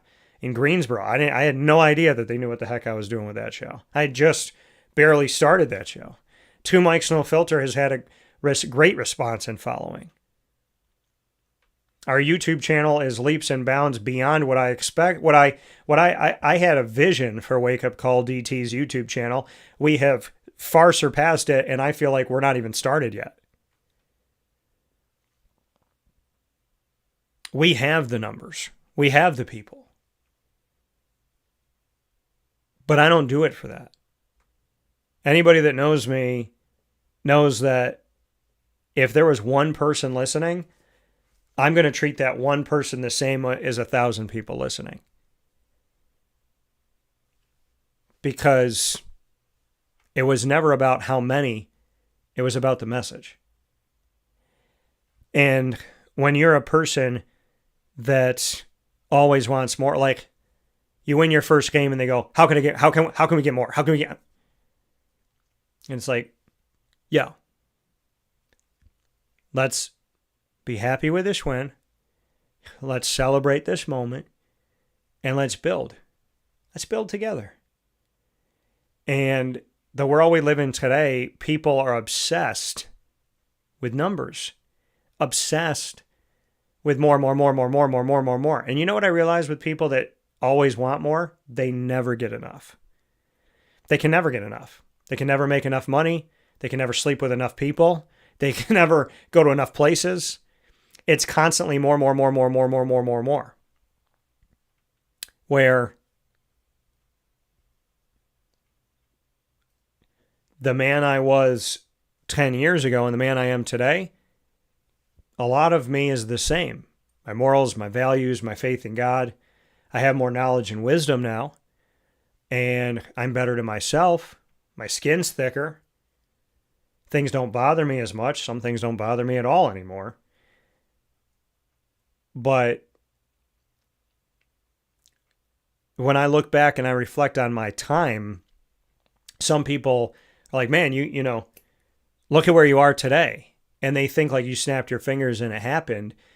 You had to, like when people are like, how do you build relationships with coaches? Well, you just said it. You build relationships with coaches. You have to start with a hello. You hope that they'll give you an opportunity to interview them. You sit down with them. You're yourself. You know who you are. You carry that with confidence and faith. And you hope that that interaction helps them to see who you are and what you stand for. And that they want to talk with you again. And then they talk with you again. And all of a sudden it's 12 years later and you're inviting them to your wedding. But this whole like overnight success, it looks like that, but I think any musician, any singer, any broadcaster, any sports player or coach, they'll tell you that it didn't happen overnight. Because people don't see those moments. They don't see you working out in the gym at 3 o'clock in the morning. Because you're by yourself. They don't see me up at night writing an idea on whatever sheet of paper I have next to my bed. They don't know that on a commercial break, I'm on my phone creating a template for a new segment. You know, there's so many things that people don't see. And they think that it just happens. That life just happens. But it doesn't. Everything that matters takes time. And if you're not willing to take the time, it's not going to happen. It's just not. And I just feel that when I'm sitting in a room and I'm talking with somebody 5 minutes into doing something together and they say, okay, how can we do more of what we just did? And it's like, well, we worked together for like 4 days. I think the best thing for you to do is to let me do my job that I told you I would do and just watch me. You know, just because you have crazy anxiety and you have insane expectations and you have things that are illogical and irrational and you just can't sit still, That's not my problem. Don't make it my problem. Because I've hired people to work for my company, not because of what they were showing me. Like, they didn't go from 0 to 100. They went from 0 to 20, 20 to 22, to 25, to 31, to 35, to 45, and on. But people forget the process in the world we live in today. There is a process to get to where you want to get to. And again, always wanting more cannot be confused with always pushing yourself. I always push myself. Whatever I've achieved, I'm like, okay, what else are we going to do? But it's not me saying it's not enough, it's not enough, it's not enough. It's me saying, I'm proud of you. I'm thankful to God more than anything. Let's breathe. Let's take it in. It's a great moment. And what do you want to work on next? How can we excel? Because there's certain things that you do, and it's like, stay consistent, right? Sometimes people falter because the thing that they're doing is working and they think that they have to change it. It's like, okay, well, I've done this for 10 years and it's worked out great, but I can't just stay this way. I gotta, it's like, no. Like how I talk to people, how I conduct an interview, that doesn't need to change. You know, can I learn new words? Of course. It doesn't change how I interview, but I can up the ante that way, right? What I care about is what I care about. What I value is what I value. But I can gain more knowledge, gain more wisdom, gain more experience, travel to more places, talk with sports I haven't spoken with, you know, get into a nook or cranny that I haven't been. It doesn't change how I speak and how I carry myself and how I conduct an interview, but it can help me to broaden my horizon. Now, I think when people think what they think is success and they get to that point, then they start freaking out of, how do I stay here? Well, how'd you get there? And it's about growth. Some of the comedians that you think are the best ever performed in places that almost nobody showed up at. Some of the comedians you think are the best ever lost a bunch of fans for something they stuck up for or something that they were against. Some of the comedians that you think are the best have been booed.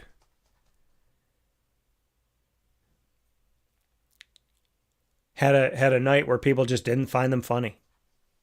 Some of the actors that you love the most have done movies that you think were like the worst movies ever. Some of your favorite athletes have never won a Super Bowl.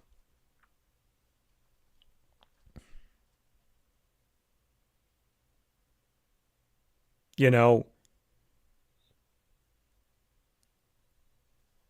always wanting more versus challenging yourself every day. To me, it's the difference between challenging myself every day is me focused. It's focused on like me challenging myself, where always wanting more is an outside expectation of me. And outside expectations of you can't be managed because they're not controlled by you. And I'm the type of person where if I have a great reaction from a room of 10 people, I'm like, that's a good day. That was a good broadcast. And I look at it twofold. 10 people are in the room, 500 people watched. That's 510 people. It's not 10. It's 510. And then I go back and look at that video, and now it's up to 870. Okay, now it's 880 with those 10 people. But those 10 people went home that had a good time, and they told their spouse and their kids and their parents. So now that 10 is 40 plus 810 or 870. So now it's 910. And before I know it, it's 1,500 people from those 10 people, because it's never really 10 people. And any good restaurant, any good car dealership, any good candy store, any good gym will know that how you treat somebody is how you treat everybody. And let's say you open up the gym today and one person shows up to work out and you're like, I'm not doing anything with this person. Like, whatever, who cares? I'll care when there's 100 people in here. Then I'll put my best face on. You're never going to get to 100 people, because that one person might go tell 99 people, don't ever go to this gym. I was treated like I wasn't even there. So I'm a firm believer that whatever people expect of you that are never satisfied, let them expect that. Let them. Because if you pray to God and you follow God and you trust his path and you do the best you can and you have fun doing it, you will succeed. And I'm not a person that says, I have one car. How do I get two? How do I get 10? I'm a person that says, I got this one player on the show from this conference. How do I reach out to more schools to get more players and to cover the entire conference? Not because I'm hoarding, but because I'm passionate. And I want to talk to everyone I possibly can. If it was up to me, I'd interview everybody that I like. If you give me 70 schools and you say, who do you want to interview? 70. Not because I always want more, but because I'm passionate and I care. And what if 60 of those 70 schools have 10 people watch the interview each? Because they don't care about those teams. They only care about the other 10. I'll never stop interviewing those 60 that had 10 views. Because I treat everybody the same. See, there's no cheat code to living life. I just believe that if you have a faith in God, you follow God first, you trust God, you pray, you hone your skills, you enjoy your life, you give the best you can, and you're consistent and you're honest and you have morals and values that guide you with God, you'll never fail. Because those schools that had 10 views, then it was 270. Then it was, hey, that's the only guy that covers that school. I'm going to him. I'm going to him all the time because he's the only one that talks about my school. I have friends from doing one interview because they felt connected to me. They felt a difference. To somebody always wanting more, they'll say that's one person on a losing team. And I would tell you, in my opinion, that's not one person on a losing team. That's your perception. That's what you see.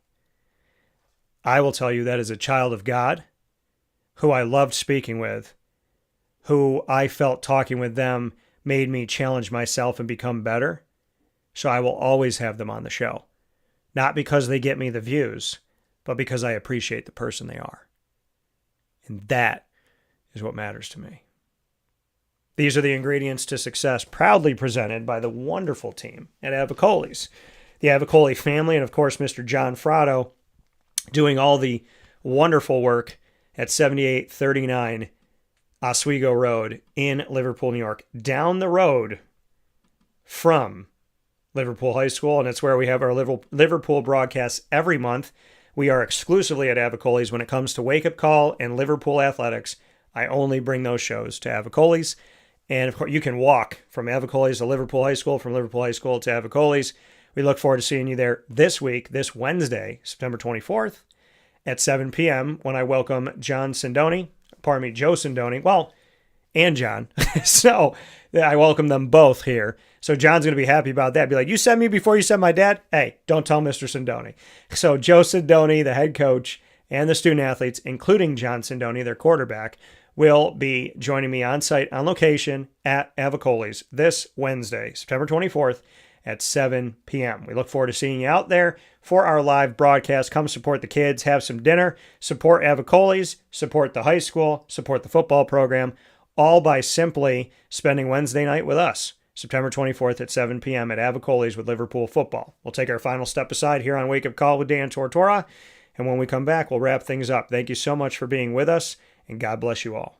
Avicolli's restaurant, located on 7839 Oswego Road in Liverpool, New York, has been serving our community for decades. Your place to go for home cooking on the corner of Route 57 and Wetzel Road is just minutes from Liverpool High School. And every single month, Wake Up Call with Dan Tortora is on site, on location, with Liverpool sports, student athletes, coaches, and administration telling their stories throughout the year. We look forward to seeing you on site at Avicolli's for their casual pizza side, their fine dining, as well as their bar. And of course, you can order online at myavicollis.com. That's myavicollis.com. For takeout, delivery, and catering, call 315-622-5100. That's 315-622-5100. Come on into the neighborhood spot, Avicolli's, open 7 days a week in Liverpool, New York.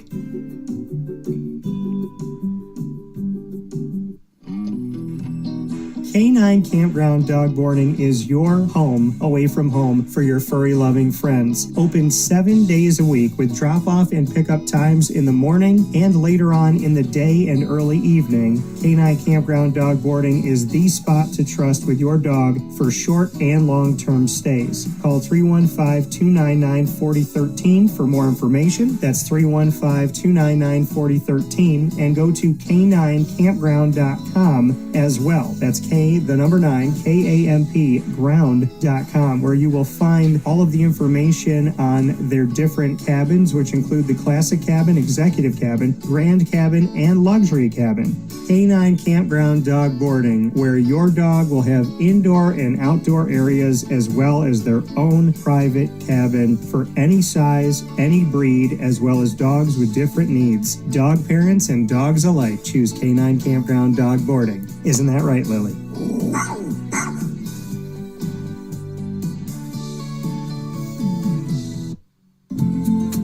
Looking for your next ride?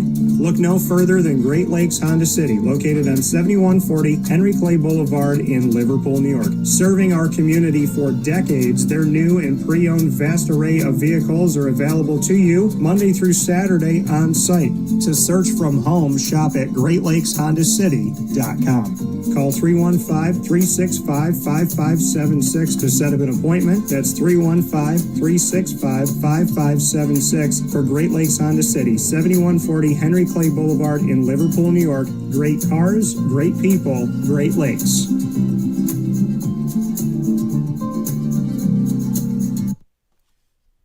Here's a message from Renee from Brian's Landing, located on 6523 East Seneca Turnpike in Jamesville, New York. Open Tuesdays and Wednesdays for dinner, Thursday through Saturday for lunch and dinner, and Sundays for brunch.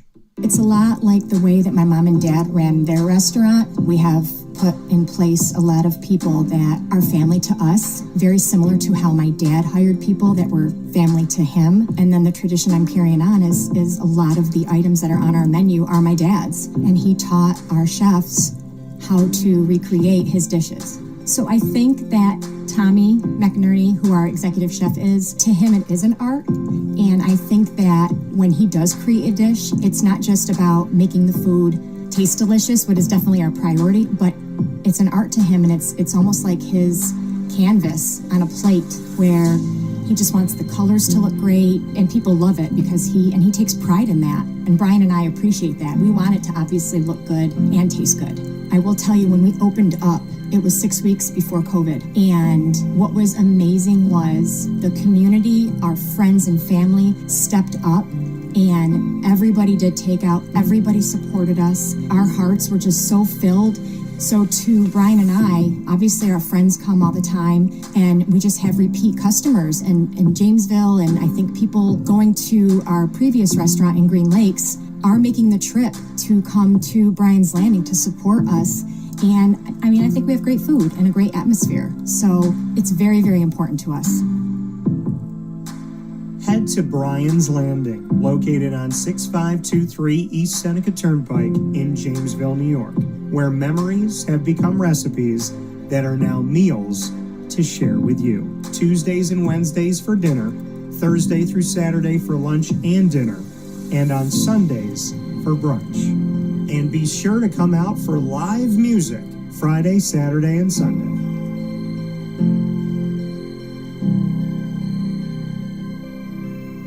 Life gets busy, and sometimes that means us running around. So Canine Camp Dog Daycare offers you an opportunity to give your dog a place to stay while you take care of what you need to throughout the day. Canine Camp Dog Daycare is located on 228 Old Bridge Street in East Syracuse, New York. You can see it from the highway, and it's just off of Erie Boulevard across from BJ's Wholesale Club. Call 315-437-7110. That's 315-437-7110 to schedule an appointment to bring your dog in and tour the facility. Appointments are Monday through Thursday after 6:30, where you and your dog can see everything that Canine Camp Dog Daycare has to offer, including a self-serve dog wash and a retail store filled with all of your dog's wants and needs, including food, treats, harnesses, leashes, and more, making Canine Camp Dog Daycare your one-stop shop for your furry loving friend. Right, Lily?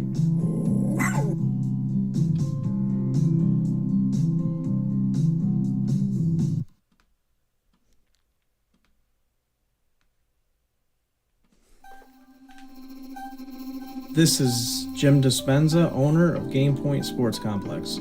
You hear the same story across any sport that kids play and any sport that adults play. There's never enough places to play. That was definitely true with volleyball, definitely true with basketball. Could be cheerleading, it could be field hockey, which is what we're seeing now. Every sport has a lack of places to play, and I think Syracuse in particular is a place where it's really bad. Despite the fact that we've got a lot of athletic talent around here, we just seem to have not enough places for people to play, and they're going to different places. They're going to Rochester, they're going to, Buffalo. They're going all different places because we don't have a place here, and I felt like that should change. This was a long project from planning all the way through execution to opening the doors. A lot of work went into it, obviously, a lot of money, a lot of resources, and the dream always was kids being in the gym, having a good time. And I've always felt like sports is the most unfiltered joy that you can observe with people, that people can experience, because it is fun, it is a sense of accomplishment, it's all of that wrapped into one thing. And so watching kids going up and down the court with big smiles on their faces has been just amazing,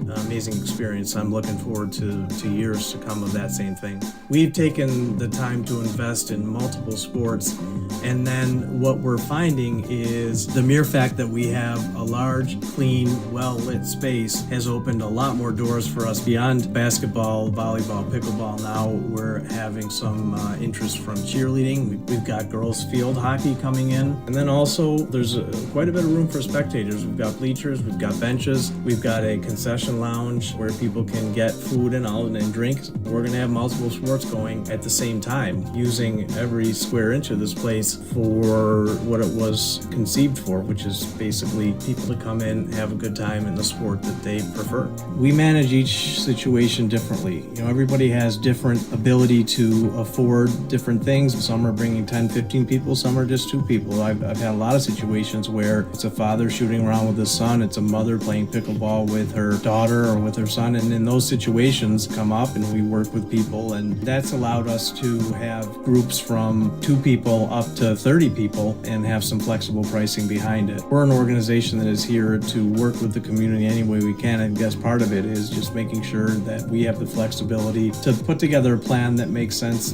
regardless of the size of your group. So in order to book time, the best option is to go to our website, gamepointsports-syr.com. You can click from there and sign up for events, sign up for your own particular training, sign up for birthday parties, all of that.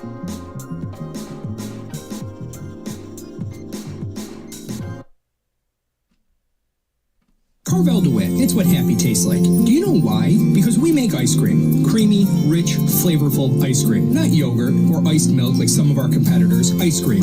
Fresh, by hand, daily. For the calorie conscious, we have something new for you. Our new Carvelite. Same great flavor, creaminess, and texture of our regular ice cream with only 35 calories an ounce. So whether you want an ice cream cake, flying saucer, dasher, carvalanche, hard or soft ice cream, we will satisfy your craving with our fresh, handmade regular or new Carvelite ice cream. Carvel DeWitt. It's what happy tastes like. The Wildcat Sports Pub in Camillus, New York is located on 3680 Milton Avenue in the Home Depot Plaza. It is your family-friendly sports bar and restaurant.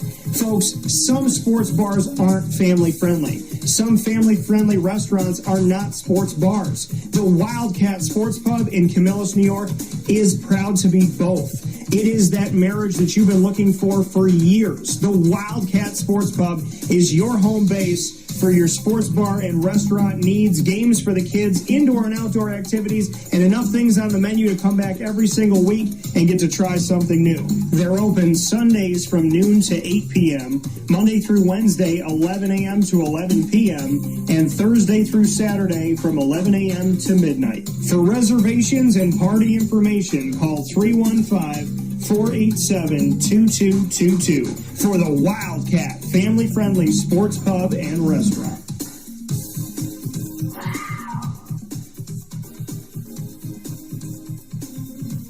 GG Cards and Breaks. Like, comment, subscribe. GG Cards and Breaks coming to you on 639 Delmar Place in Syracuse, New York is your one-stop sports card and trading card shop. You can head over to GG Cards and Breaks Tuesday through Saturday from 10 a.m. to 6 p.m. and on Sundays from 10 to 5.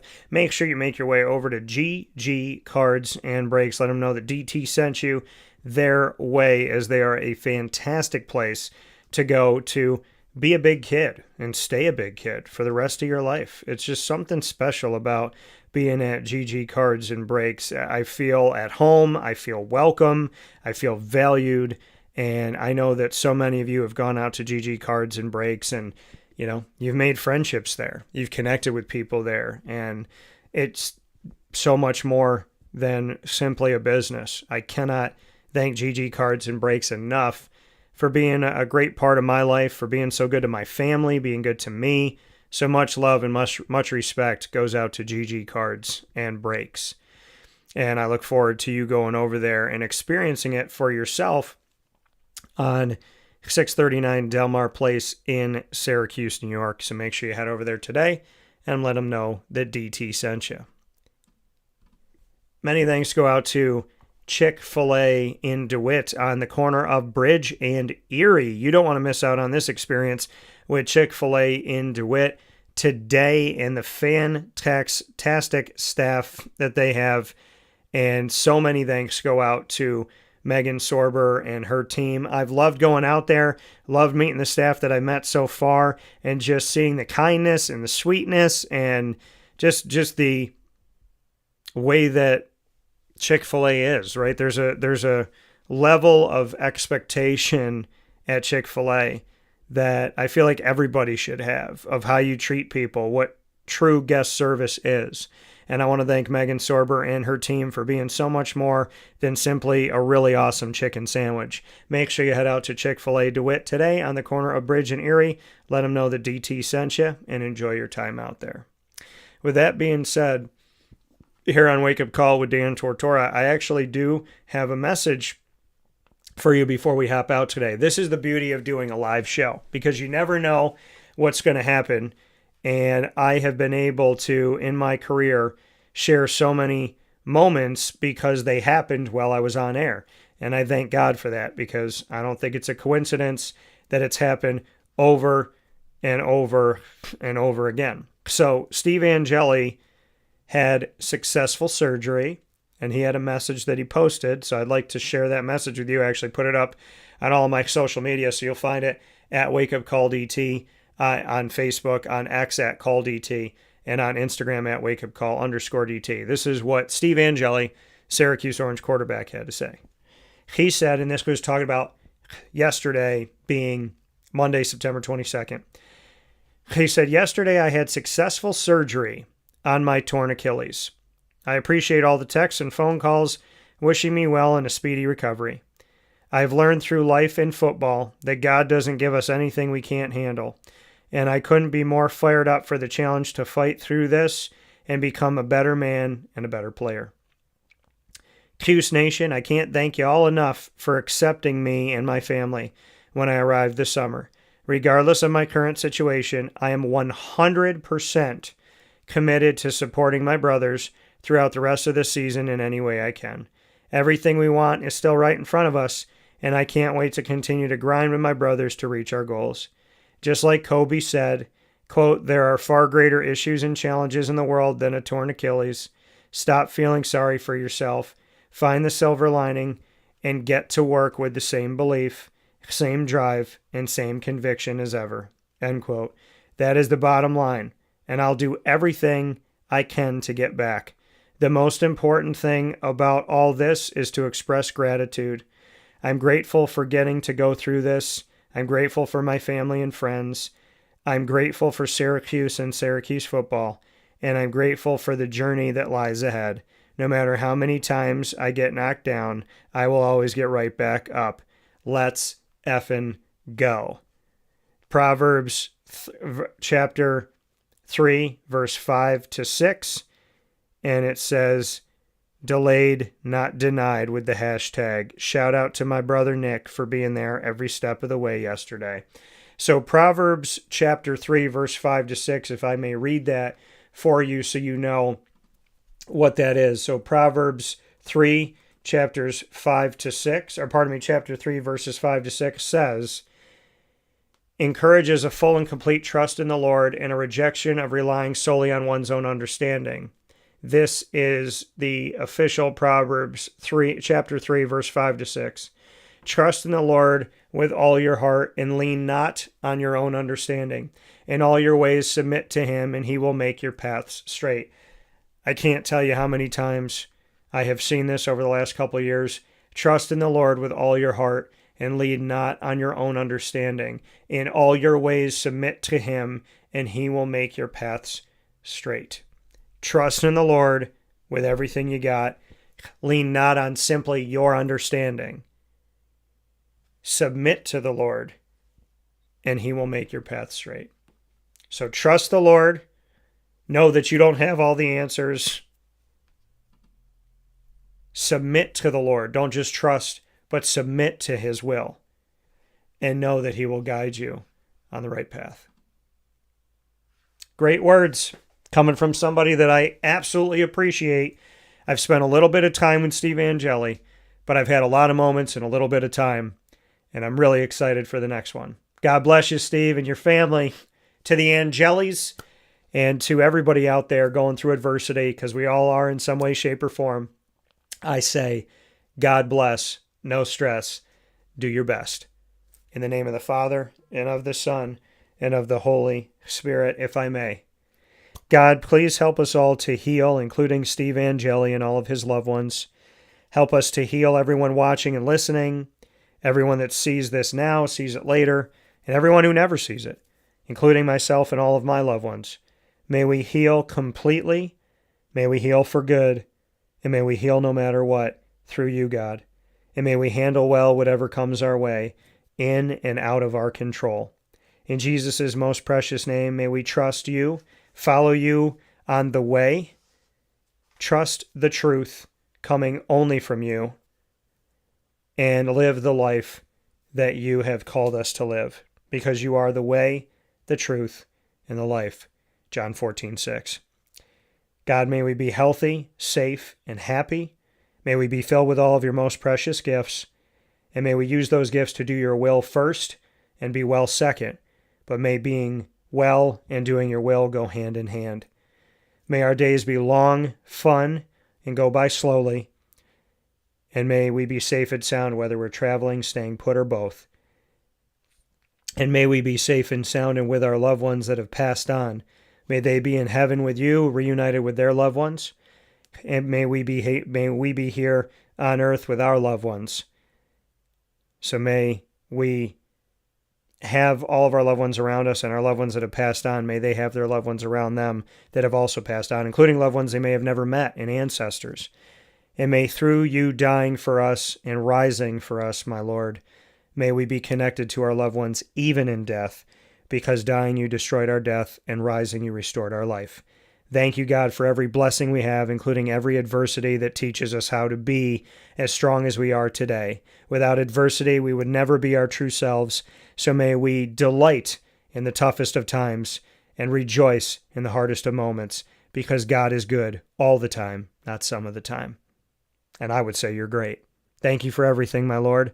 In your precious name we pray, Jesus. In the name of the Father, and of the Son, and of the Holy Spirit. Amen. With that being said, here on Wake Up Call, thanks for being with us up and down the East Coast, the Midwest, the West Coast, and all around the globe on YouTube.com and Facebook.com, both /WakeUpCallDT, and on WakeUpCallDT.podbean.com. Like I said, up and down the East Coast, the Midwest, the West Coast. Cannot thank you enough for being a part of the show. And of course, you can also find us on Amazon Music, Audible, iTunes and Apple Podcasts, iHeartRadio, Player FM, Podbean, Podchaser.com, Podvine, Spotify, TuneIn, and YouTube. All you have to do is search Wake Up Call with Dan Tortora, or one word, Wake Up Call DT. Make sure to follow and subscribe so you never miss a broadcast again, and so you always have our archive updating itself on all of your devices. Many thanks, too, to the wonderful team that we have of our Central and Upstate New York partners. Make sure that you go out and support Great Lakes Honda City, Carvel DeWitt, the Wildcat Sports Pub, GG Cards and Breaks, Myers Creek in the country and in the city, out in the country on 33 Rippleton Road in Cazenovia, and in the city in the Syracuse Inner Harbor on 720 Van Rensselaer Street. For Chick-fil-A Cicero, Ma and Pa's, the snack capital of the world. For Canine Camp Dog Daycare, Chick-fil-A DeWitt, Pizza Man, Canine Campground Dog Boarding, Mother's Cupboard, as well as Brian's Landing, Game Point Sports Complex, Avicolli's, and of course we are the exclusive multimedia marketing partner of your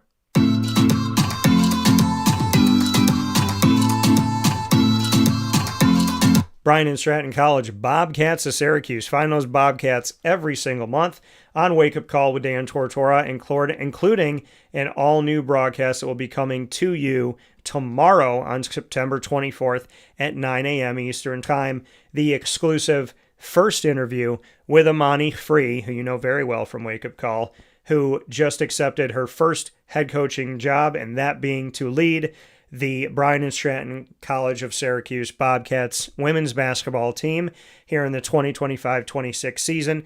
That exclusive first conversation comes to you this Wednesday, September 24th on Wake Up Call at 9 a.m. Eastern Time. You can find all of our Bobcat coverage by going to youtube.com/WakeUpCallDT. Click subscribe, hit the notification bell, and find our BSC Syracuse playlist. The Bobcats are also on WakeUpCallDT.com's homepage and underneath the exclusive partners tab. For more information, go to syracuse.bscbobcats.com and go Bobcats.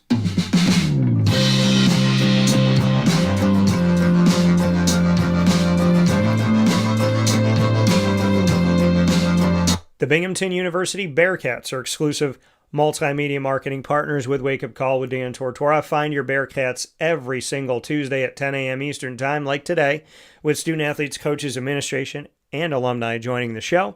The Bearcats are on youtube.com/WakeUpCallDT. Click subscribe, hit the notification bell, and find our Binghamton playlist. You'll also find the Bearcats on WakeUpCallDT.com's homepage and underneath the exclusive partners tab. For more information, go to BinghamtonBearcats.com. Congratulations to the new wrestling head coach, Ryan LeBlanc, and go Bearcats.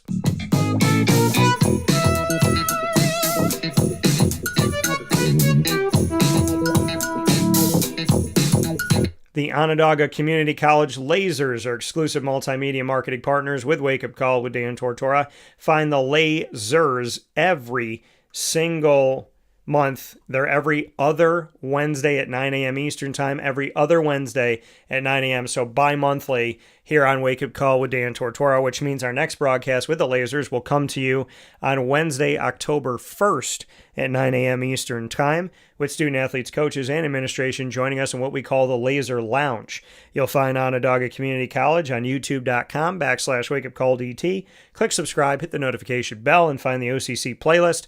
The Lasers are also on wakeupcalldt.com's homepage and underneath the exclusive partners tab. For more information, go to onondagalazers.com and go Lasers.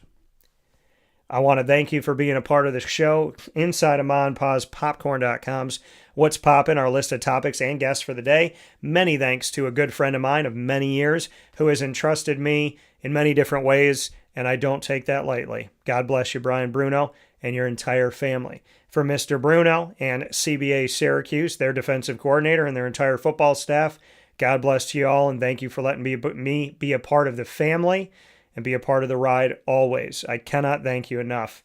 I mean, how many media people get a championship ring from anybody? So this means a lot to me, and I can't thank the family enough. Starts with Casey Brown and Brian Bruno, Bruce Williams, Kyle Robinson, and so on and so forth, and all the student athletes, Buddy Waklinski, and Matt Keogh, Judy Salamone, and on and on and on. So thank you to CBA Syracuse. Many thanks to Binghamton and trusting me as your exclusive multimedia marketing partner, and Ryan LeBlanc for our fantastic conversation that has only created a friendship, started a friendship in my life that I'm very excited about. And of course, the ingredients to success, proudly presented by the wonderful team at Avicolli's, with today's topic, always wanting more. So for Ryan, Brian, and for me, Dan Tortora, a.k.a. DT, the Great Lakes Honda City Studios, Facebook at Wake Up Call DT, X at Call DT, Instagram at Wake Up Call _DT. I say to you, God bless. No stress. Do your best. We'll talk with you soon. Awesome events. You're going to see me in the community. I will be on site on location this Wednesday, September 24th at Avicolli's at 7 p.m. with Liverpool football. And then on Thursday, September 25th, from 6 to 9:30 p.m., I will be at the Wildcat Sports Pub for a GG Cards and Breaks trade night. It's an awesome night where I get to support two of the businesses I love partnering with at the same time, GG Cards and Breaks and the Wildcat. We'll see you there this Thursday, 3680 Milton Avenue in Camillus, New York. So Wednesday, Thursday, come out and see me in the community. Support local, support small business, and let's support each other in this wonderful Central and Upstate New York community. God bless you all. Have a beautiful day and stay safe.